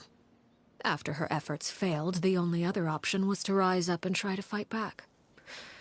Unfortunately, the other children had already been thoroughly indoctrinated into the illusion of happiness Crucibina had created. Of course, there was one exception. Someone Clairvy's age who knew the truth about the House of the Hearth. Her name was Peruere. Wait, the friend that Clairvy mentioned? Friend, huh? I suppose we can call her that for now. Clairvy was a cheerful and passionate person with a tenacious spirit. Peruere, on the other hand, was rather cold-blooded. Her cold-blooded nature allowed her to see through Crucibina's facade. Yet, it was also this cold-bloodedness that prevented her from acting against it. At least at first.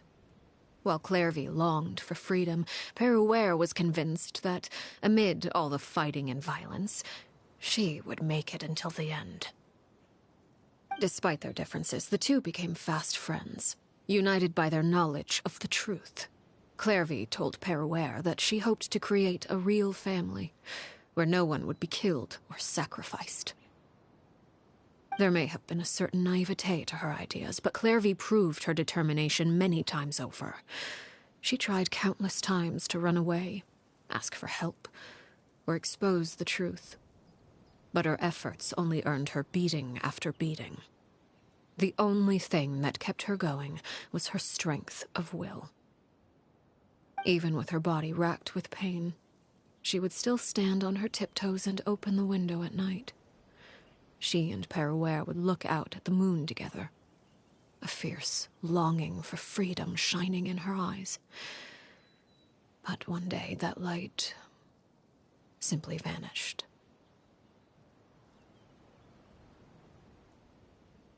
Oh no. What happened?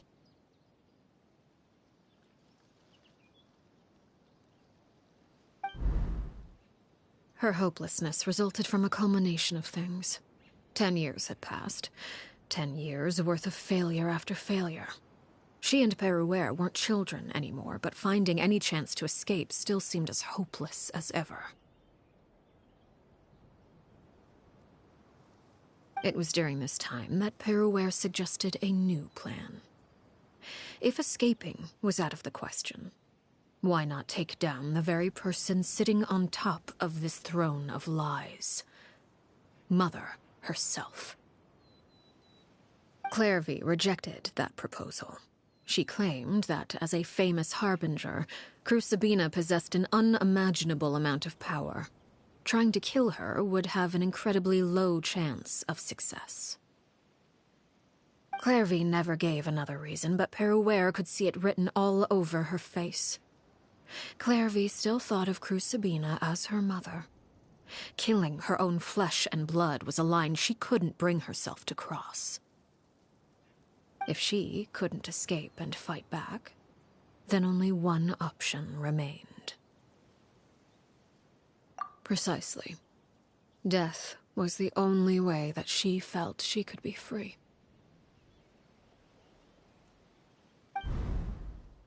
It happened during a duel. When she arrived at the dueling ring that day, her partner turned out to be none other than Peruere, the very person that had stood by her side all those years. It was a fierce battle, but ultimately, Clairvy decided to let Peruere end her life. From that moment on, Peruere's journey was one written in flames. When the rain finally came and washed it all away, there she stood, the sole victor in Mother's endless game of slaughter. A trail of corpses strewn across her path to success. It was the very result she had predicted 10 years prior. Even then, she believed she would make it until the end. She wasn't surprised by the fact that she emerged as Mother's undisputed heir. Rather, her success left her with an inexplicable sense of restlessness. She was unsettled, and there was only one thing that could quell that sensation. Perhaps you too. Crucibina, you mean? But... Correct. This is the place where Peruere killed her best friend. A mere year later, this is also the place where she fought tooth and nail to kill the mother they shared. The moment she acted, any conception of what was right or wrong ceased to matter. It's one of the principles of the house. Only those who survive get to write the rules. Peruere won the battle, and became a harbinger herself. After which Her Majesty, the Tsaritsa, bestowed upon her a new name. Arlecchino. So the Perry Clairvy was talking about... It was you all along. You're Peruere. Arlecchino is just a name you got later. I left that name behind long ago. I must say, hearing it now does bring back memories. After I defeated Crucibina, The moniker of Mother died with her. I chose to forego the title she called herself, and even chose to give up my own name. I rebuilt the House of the Hearth under a new identity. Not only as Arlecchino, but as father. And that is where the story ends. Yeah. Based on what you just told us, Clairvy wasn't a little kid when she was killed. So the Clairvy we met... Was she really a spirit at all? I suppose you could call her an illusion born of flame. Her existence is like ashes to a fire. Something left over in the wake of blaze and ruin. You see, a certain power runs through my veins. It's not unlike a curse. My flames leave behind shadows of anything they consume. Of course, the chances of those shadows morphing into a sentient entity are exceedingly slim. Clairvy is a very special case. Clairvy died when she was 16 years old. But what emerged from the flames was her 6-year-old self. Her appearance wasn't the only thing affected. Most of her memories were lost to the blaze as well. Memory is a mysterious thing indeed. Losing a portion of your memories will alter your sense of self. Lose 10 years' worth, however, and it would be like living in the past. Like returning to a version of yourself that never grew up. No wonder Paimon got such a weird feeling when we were talking to her. Perhaps I should put it this way. Clairvy is someone trapped in time. It may seem like she exists with us in the present, but she truly lives in the confines of her own past. So if all of that is true, then you must have known about Clairvy for a long time. Indeed. She's a rather volatile and unstable entity. Sometimes she would look after the children. She's even saved some of their lives. But other times, she would hide from me and become obsessed with revealing the truth about the house to anyone who will listen. Shadows don't have the capacity to learn or grow. Any new information they encounter is quickly forgotten over time. Your attempts to expose Clairvy to sunlight. They failed, yes? The reason is actually quite simple. In Clairvy's mind, the house is impossible to escape, and it is this very perception that traps her there. But no matter. All I have to do is kill her again, and all will be resolved. I don't anticipate so much as a single speck of ash will be left behind this time. Wait! Paimon can understand why you might want her gone, but isn't there another way? So what if she's trapped in her 6-year-old self? She's still your friend! At least talk to her first! It's too late for that. She broke the rules, and now she must be punished. That goes for Filial and Nantoy as well. She's had quite the effect on them. I hope you understand. The difference between Crucibina and myself lies in our formulation of the rules, not our policy for enforcing them. Upholding the rules without question is a trait we both share, because that is how a household should be run.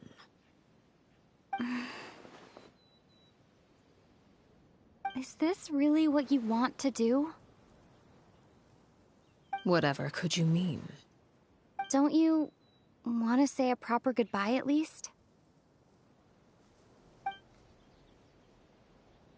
Whether as a killer or as a father, there are two things that must be avoided at all costs: anger and sorrow. Anger makes you impulsive.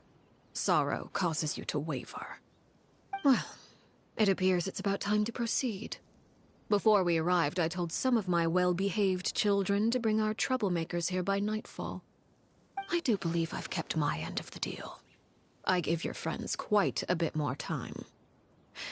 As for what happens now, we'll just have to wait and see.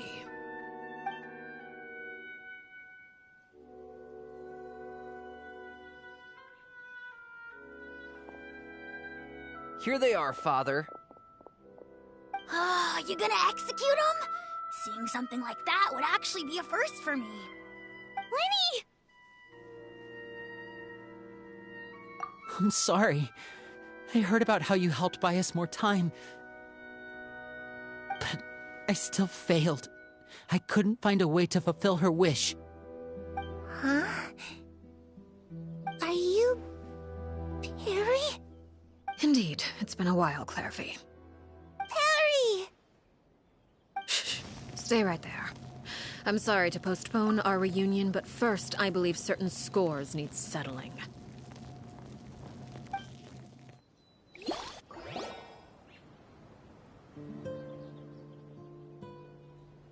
Father, let me explain.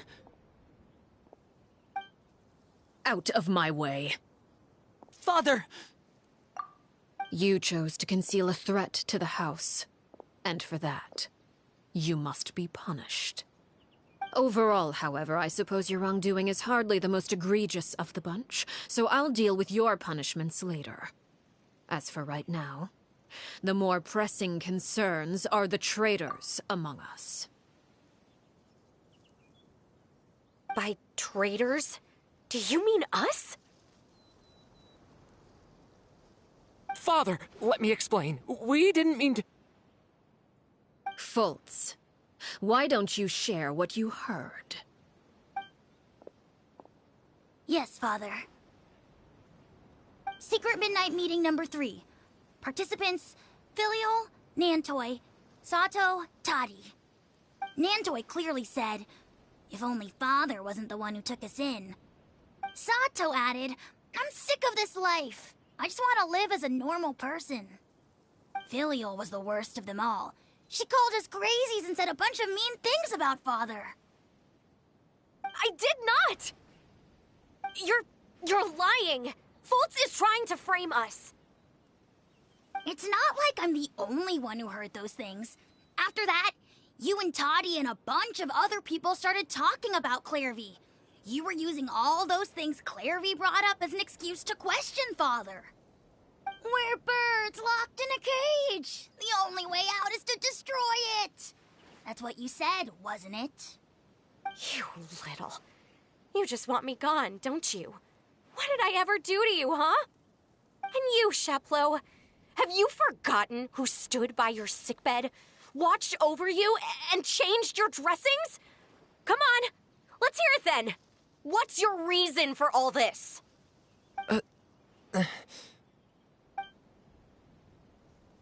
You're wrong, Filial. We don't want you to die. You're our family. Liar. You wouldn't be doing this if that were the case. So why? Why have you backed us into a corner? We all live in the House of the Hearth. You know the type of work we do, Filial. A single betrayal can cost dozens of us our lives. It's not like it's never happened before. That kind of thing is hard to forget. That's why the House of the Hearth cannot tolerate any form of betrayal. Ever since we came to Poisson, you've had 7 secret meetings. A lot of the things you talked about really crossed the line. You've been spying on us for half a month? Wait a second. Now that I think about it, the move to Poisson was just a way to make it easier to spy on us, wasn't it? Because we were all in one place. You've had this planned all along. Filial, Nantoi, I'm sorry. I owe you both my life. I owe Clairvy too. If it weren't for all your help after I got poisoned, I wouldn't be standing here today. If this were any other situation, I would do anything to repay that kindness, even if it cost me my life. But rules are rules. I'm sorry. My hands are tied. Why? Why? That's enough, Filial. We made a mistake, and we should own up to it. We broke the rules, plain and simple. And now we have to face the consequences. I'm sorry, Chapleau. Fultz. I'm sorry, Father. We accept our punishment. Chaplot, according to the rules of the House of the Hearth, how should these traitors be punished? All those who betray the house pay with their lives. And so it shall be.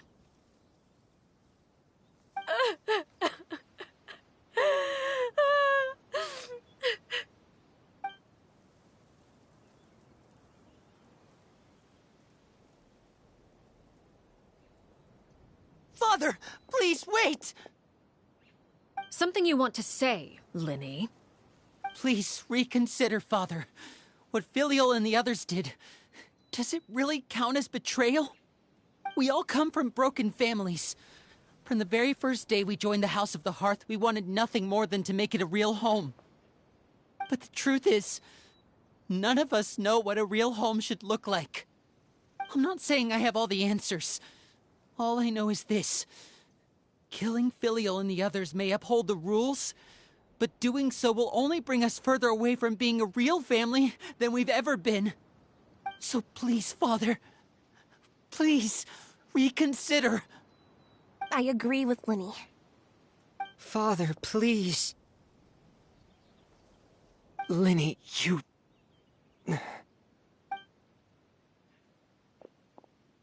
I also agree with Linny.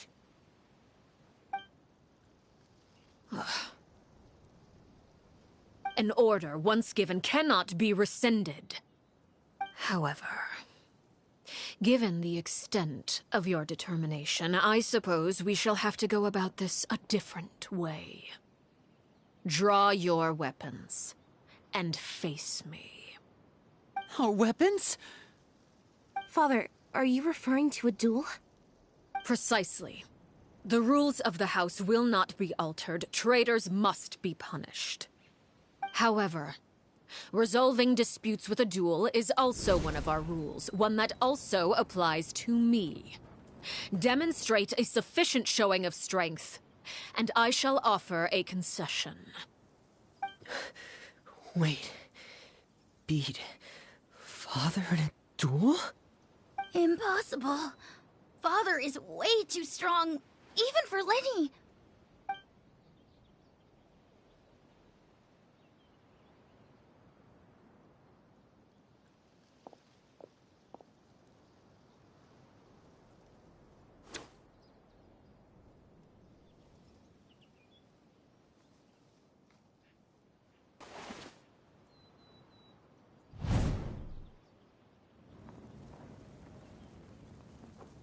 Did you hear that, Traveler?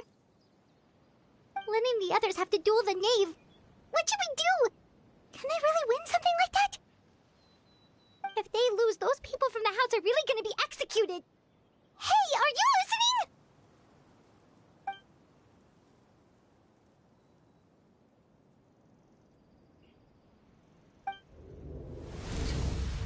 Don't you want to say a proper goodbye at least? Anger makes you impulsive. Sorrow causes you to waver.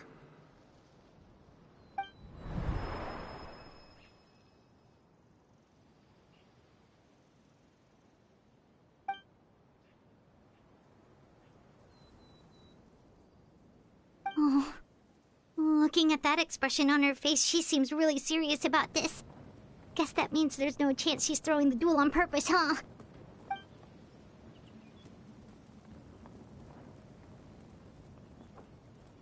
When guests are around, families are often on their best behavior. And any disputes are less likely to escalate. When the time comes, make the choice that you deem most appropriate in the situation, and lend your help to the House of the Hearth. What's wrong, Traveler? Hey, where are you going? Traveler?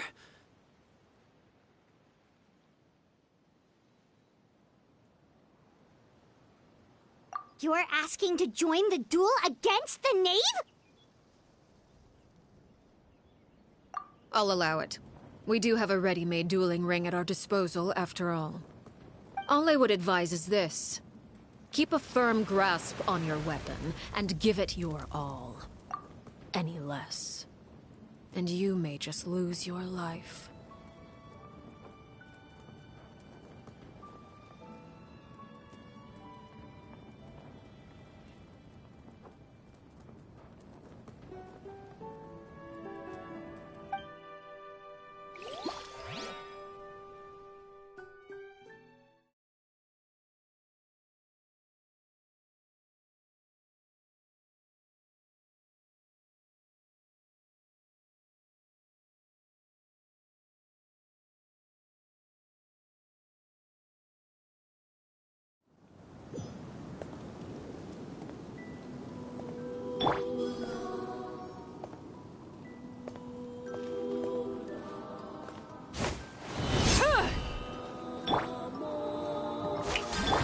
Why the hesitation? Closer now. Now's our chance.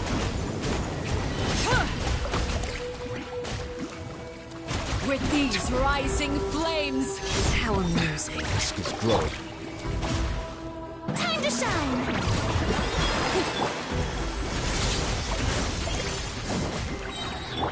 Over here! Father's even stronger than I expected. I thought I taught you better. With the fall of darkness, destruction shall rise. Have a taste of purgatory.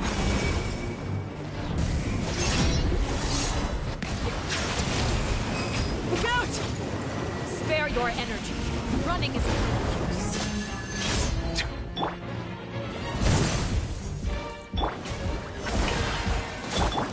Step on up! Closer now. Let the world collide! Watch out for Father's movements! Look at us. Trapped like a bunch of helpless animals.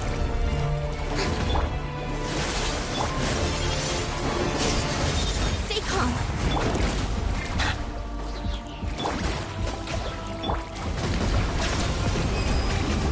Not Hang in bad. there.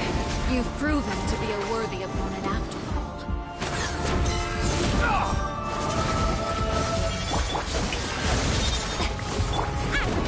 How amusing. Who's next? Not Be bad. sanctified. You've proven to be a worthy opponent after all. I really have to draw my blade. Then...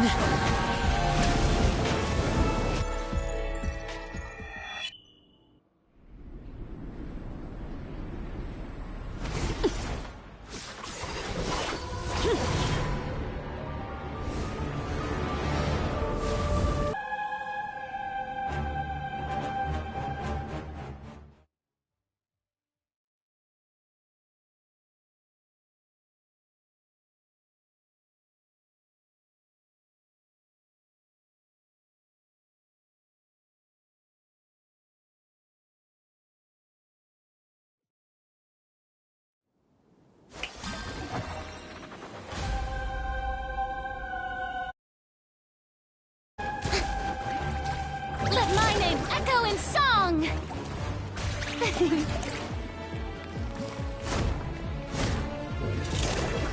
Now's our chance! Over here!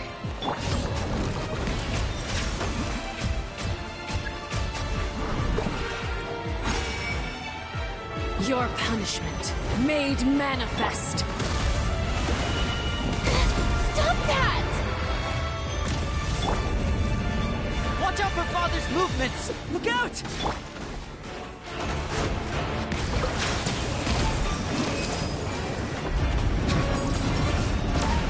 The sun and moon have set. Only ruin remains.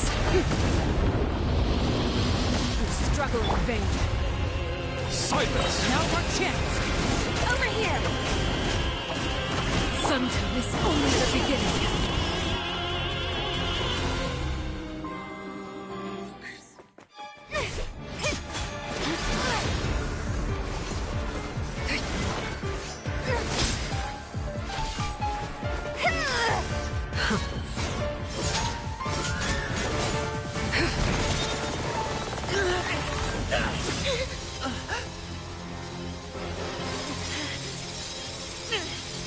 You should know better than to crowd in one place.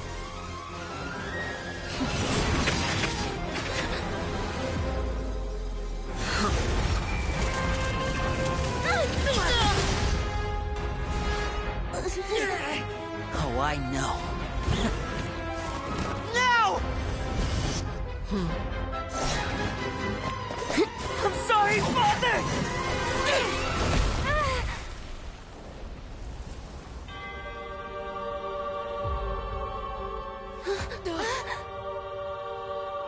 Sorry for what? This pitiful excuse for an attack.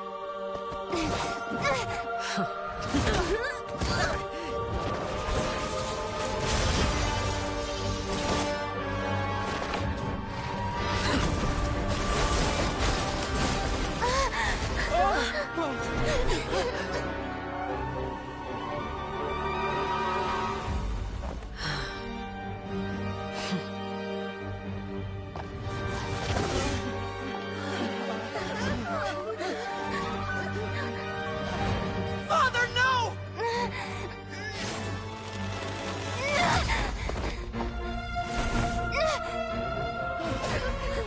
Made it out, did you? You're stronger than I expected.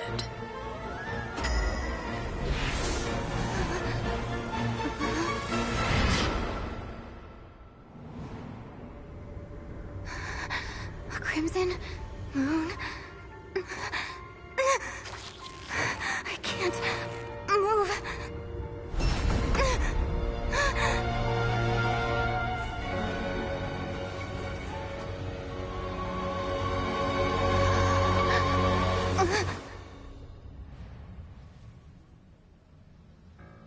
Still, not strong enough to beat me.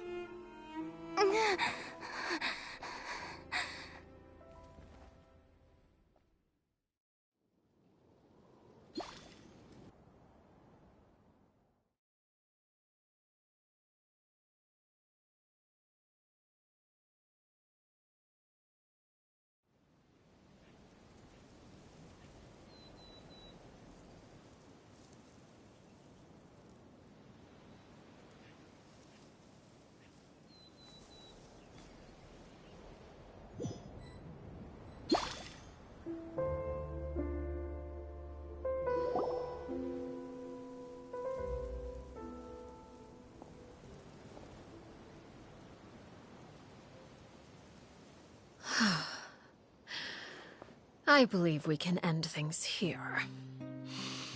It's not often that we get to enjoy the company of guests, after all. We wouldn't want things to get too out of hand. Brother, are you all right? Lenny. Given that I am the victor of this duel, as agreed, the punishment stands. No!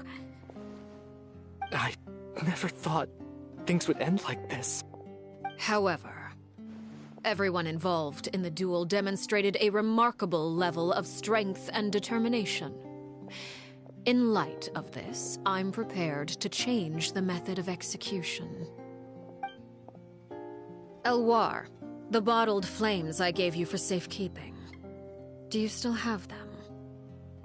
Yes? I wasn't sure what they were for, but I've kept them super safe.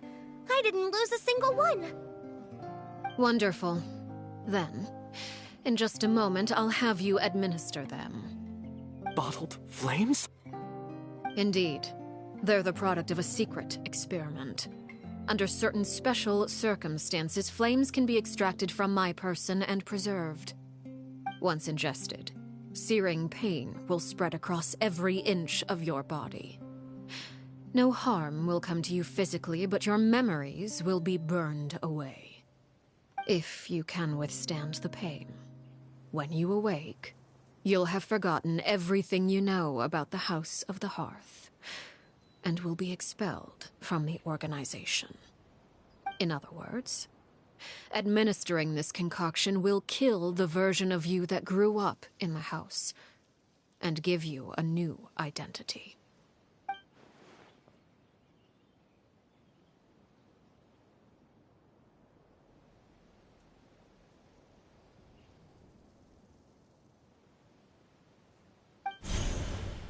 Memory is a mysterious thing indeed.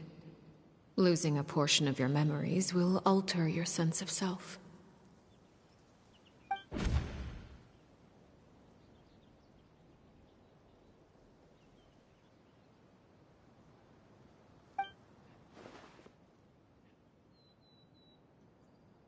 So, you're just letting us go, Father? You misunderstand. Memories are extremely important. Once consumed by flame, the version of you standing before me will die, and our secrets will die with you. So no, I don't intend to just let you go, because the person who survives will be nothing but a stranger. Even so, I won't have to live in fear anymore. I'm sorry, Father. I'm sorry I let you down. But I really... Don't cry, Filial. You haven't left the house yet, so there are still rules to be followed, yes? Remember what I taught you. Anger makes you impulsive, sorrow causes you to waver. Don't let yourself be controlled by your emotions. Of course. I'll remember.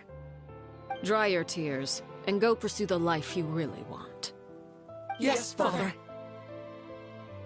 Chaplot, Foltz, Elwar. Take them back to Poisson. And bring Linny and the others as well. I prepared 3 extra vials of bottled flames. As for whether to take them, the choice is yours. Goodbye, children. The next time we meet, I will no longer be your father. Thank you for all you've done for the house. I hope you have bright futures ahead of you.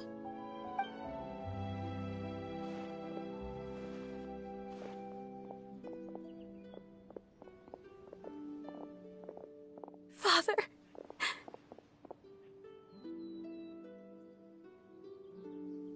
Let's go.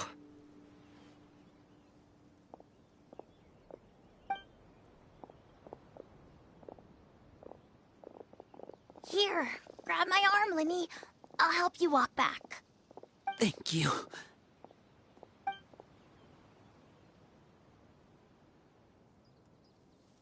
Clairvy.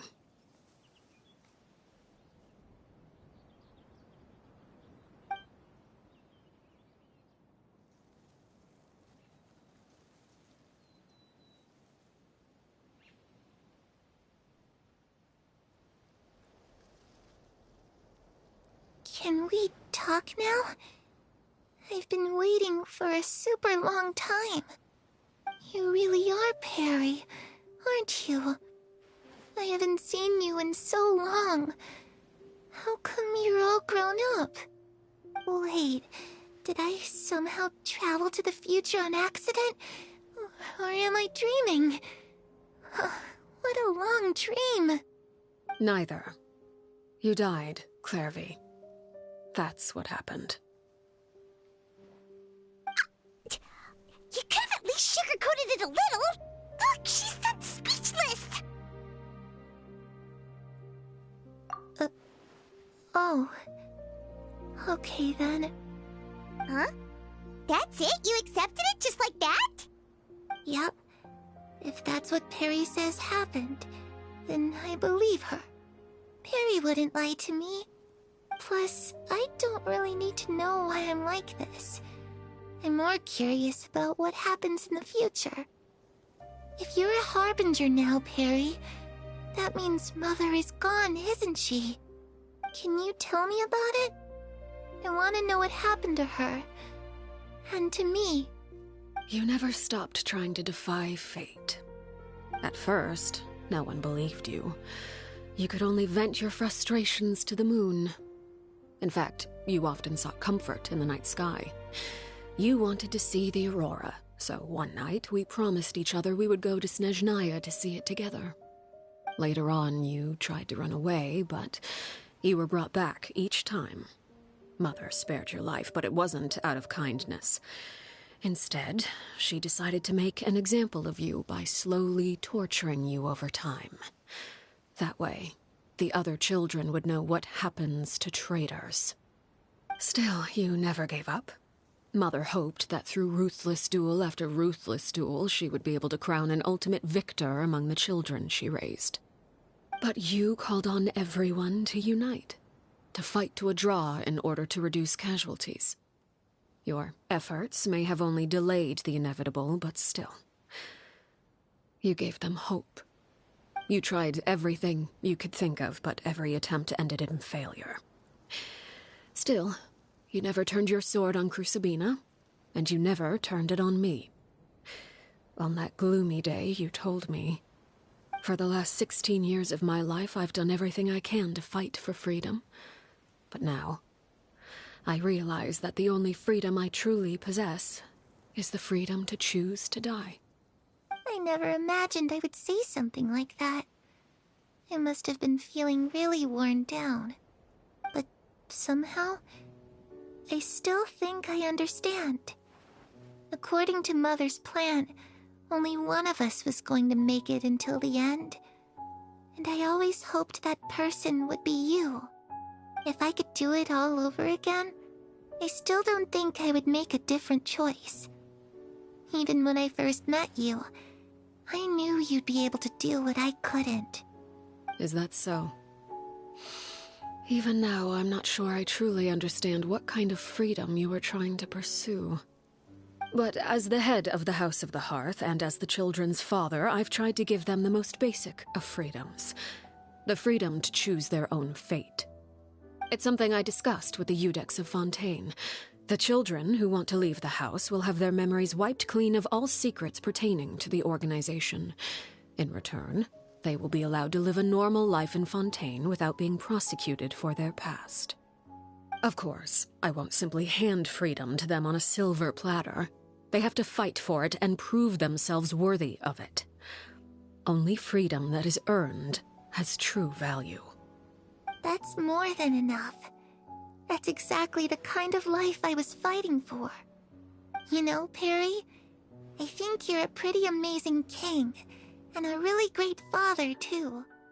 I'm really happy that you're the one who took over the house.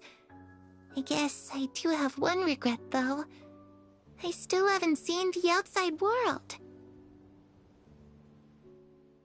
Well, it just so happens that our dear guests over here have been to many nations and traveled to countless places. Perhaps they would be willing to tell you what the outside world is like. Really? Of course! We've traveled all over the place. We've got so many stories, we could probably talk your ears off for 3 days straight!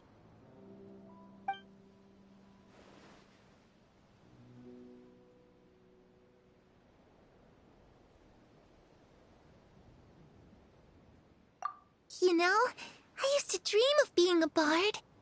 Playing the lute while singing into the winds of freedom.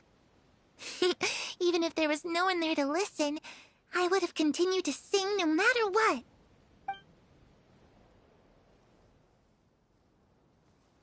Ah, that's where Mora comes from. I never knew that before. If I had some Mora, I would buy 3 new dresses. One for me, one for Perry, and one for Mother. It's just too bad Perry doesn't like wearing dresses. And Mother, well, she probably wouldn't accept something like that either. I guess I'd just have to keep them all for me then. I could wear a different one every day.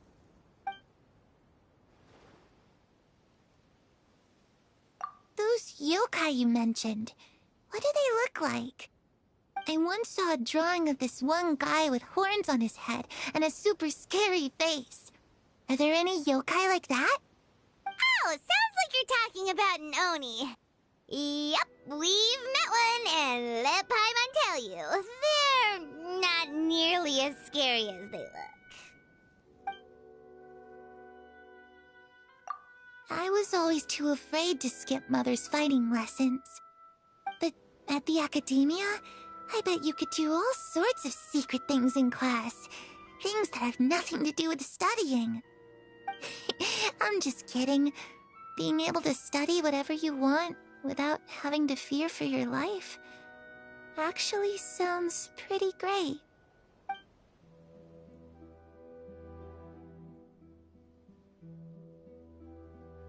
The situation was super dangerous. Lenny and Lynette were accused of committing a crime, and they were going to have to stand trial at the Opera Epicles. Oh no, that must have been hard for all of you. What happened next? Don't worry, we were able to turn the situation around super quickly, all thanks to Detective Paimon, of course. How'd you do that? Come on, tell me. Okay, so it was like this. After the failed magic show, we rushed to the scene and...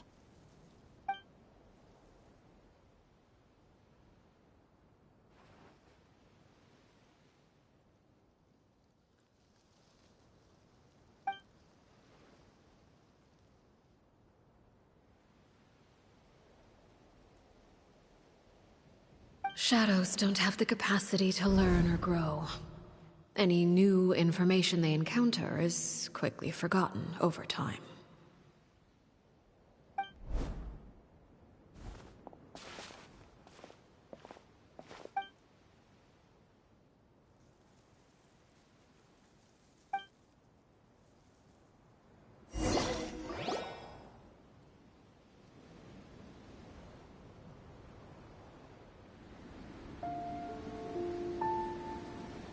Clairvy, you've worked tirelessly from the shadows to overthrow the House of the Hearth.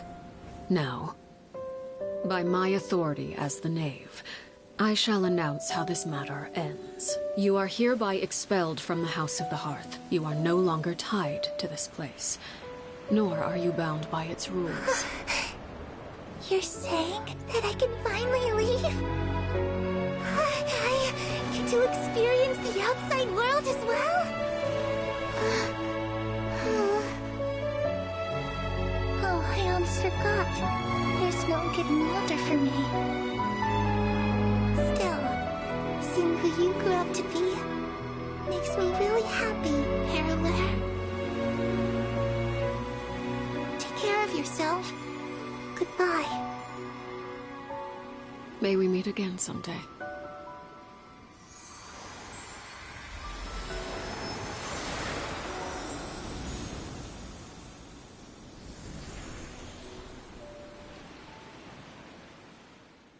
Clairvy. She left so soon. Paimon didn't even get to finish her story. I also have certain sentiments left unsaid. I wanted to tell her that the aurora I saw in Snezhnaya was just as beautiful as the ones in the pictures. But a shadow's memories reset at dawn. Had we delayed any longer, we wouldn't have had the time to say goodbye. Whatever regrets may linger, let them be lost to the coming of a new day. Father? It's Linny! Hey, Linny!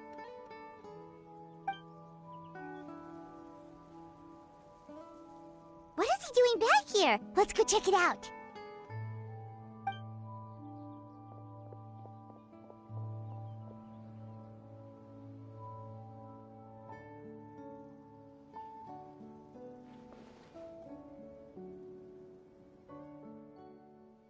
Father, the bottled flames have been administered. Filial and the others have left the house. And you? What have you decided? Thank you for giving us that choice, Father. But we never wanted to leave the house. It's the only home we've ever known. Lynette and Fremine feel the same way. They're recuperating back at the Hotel Bouffe d'été. But I decided to come back and tell you where we stood. I'm sure you're well aware of the expectations I have for you. I want you to follow in my footsteps and become the next king of the house. Yet you seem to have different ideas. I must admit, I'm rather surprised by your decision to stay. There's nothing wrong with choosing to live a quiet life. Leading this organization is a heavy responsibility, one not so easily carried by someone forced onto the throne. I just never understood what you saw in me. What made you believe I was deserving of that throne? You're brave, talented, and, most importantly, you cherish your family. You would do anything to protect them, even if it costs you your life.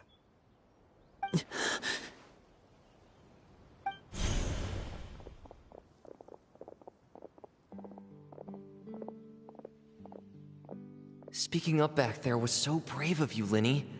It's all thanks to you that we were able to convince Father to back down. You're a hero, Linny. Hero? Father is the real hero. Had Father gone all out during the duel, there's no way I would have walked away with my life.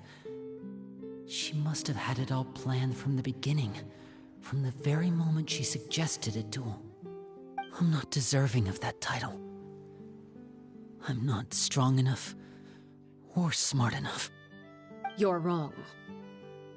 In my opinion, all you need to be deserving of the throne is conviction and the necessary strength to act on it. We may have different ideas of what it means to be a family, but you can hardly be said to lack conviction. What you truly lack is strength. For someone of your talent, though, that's something that will come with time. Even without that strength, you still chose to face me in a duel, even though the odds were stacked against you. That capacity to honor your convictions is what I truly see in you. Father. No one knows what the future holds, what tragedy or triumph may be in store. Being at the head of this organization requires the strength of will to face whatever comes. Caution will only hold you back. If reaching a certain standard were required to go after what you want, I would never have succeeded in killing my predecessor. Back then, there was still a considerable gap between our abilities. Strength may decide the ultimate victor, but those who let a lack of strength dictate their decisions or undermine their convictions will never be worthy of the throne. I understand, Father. Thank you. Children must grow up to surpass their parents. Only then can a family continue to flourish. The road ahead is not an easy one, so I'll ask you one last time. Are you certain you want to stay? You've done so much for me, Father, and that kindness must be repaid. Plus, with Project Stuja at hand, there are many dangers ahead, and I, for one, don't intend to back down. Protecting my family at all costs. That's my conviction. Then you're welcome to stay. As for Project Stuja, you need not be too concerned. If those cowardly businessmen and heartless dignitaries try to take us down, I'm prepared to teach them a lesson. Having members who longed for the light was our organization's last weakness. With those members no longer among our ranks, the House of the Hearth is like a spider hiding in the shadows. We need only wait for our prey to come to us. At present, our imperative is to use their plan to our advantage. In doing so, a crimson moon shall rise amid the frigid blizzards of winter. No demonstration of loyalty shall go unrewarded, and no sacrifice shall be in vain. As for the two of you, whether we meet again as friend or foe, I'll remember the camaraderie we shared in this moment. No matter how arduous the journey ahead, I hope we both reach our desired destination.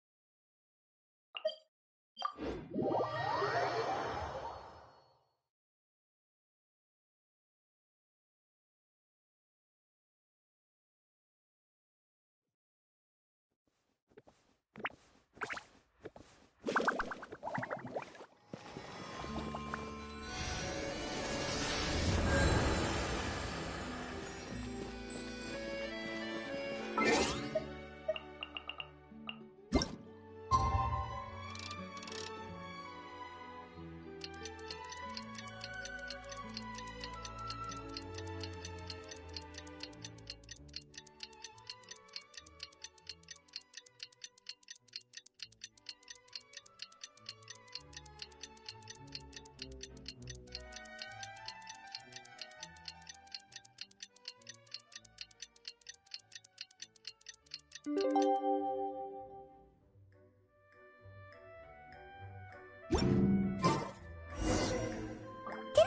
say that Lynette and Fremine were recovering at the Hotel Bouffe d'été? Oh, Paimon wonders how they're doing. Maybe we should go check on them.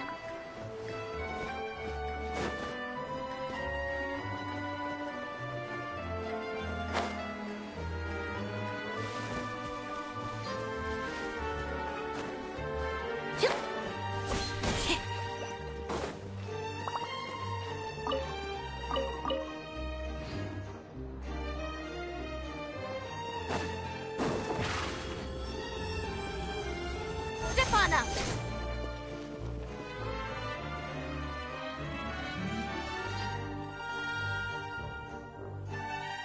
Lynette? Fremine? How are you feeling? Much better. Whew, what a relief! What about you? Are you feeling alright?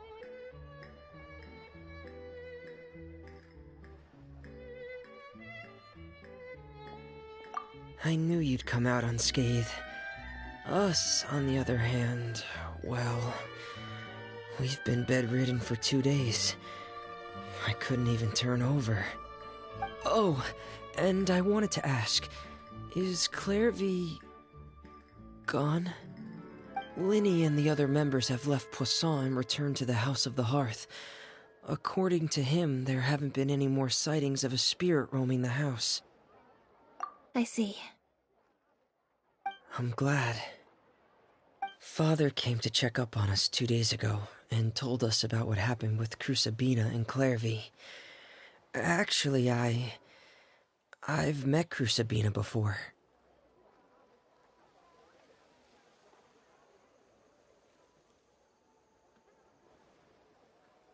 Wait, what? You've met the former knave? Crucibina died a year after Clairvy. It was during the year between their deaths that I joined the House of the Hearth. Crucibina had an extremely cruel and radical way of doing things. While she was alive, the atmosphere in the house was suffocating. When I joined, though, the experiment she valued so much had already come to an end, and all the people involved, dead and injured alike, were gone. Crucibina never talked about the past with us newcomers. A couple of months after I joined, Father killed Crucibina and burned all her files. With that, the names of all the people subjected to her experiments, Clairvy included, were lost to the flames, along with the painful memories they represented. Father took in Lenny and me a couple months after that, but she never mentioned anything about Crucibina or Clairvy. It really seems like something she was planning to keep to herself. The last time you talked to her, did she mention why she kept it a secret for so long? She said she didn't want us to be affected by the darkness of the past. She was worried we'd develop a false sense of gratitude towards her if we knew about it. The foundation of a family should be free of any corrupting influence. Whatever happened in the past, it has nothing to do with who we are now. And that's what Father told us in the end. But I still thanked her for everything. It was only after hearing about what Crucibina did that I finally realized how insignificant our lives could have been. The members of the house meant nothing to her. To say that she valued them in any way, even just as a tool, would probably be giving her too much credit. If Father hadn't taken over the House of the Hearth, I probably would have already... Father rarely brings up the fact that she saved us. She doesn't believe that being indebted to her should be what ties us together. But even if we didn't owe her anything, we would still choose to stay. Because this is our home. We may have arguments or times when we feel wronged. Some people may even choose to leave. But as long as Father is here, we will always have a home. Whether the path before us is bathed in sunlight or shrouded in shadow, we'll follow Father wherever she chooses to go. So I wanted to say thank you for helping us make it through this crisis. Without your help, we could have lost a lot more along the way. Oh, we didn't do anything, really. Of course. You're welcome anytime. Are Filial and Nantoy okay? I actually saw them at a cafe this morning. They didn't recognize me. From what I could tell, they were drinking coffee and talking about one of the operas that started running recently. They seemed happy. If I had to take a guess, I would say they finally found the kind of life they always wished for.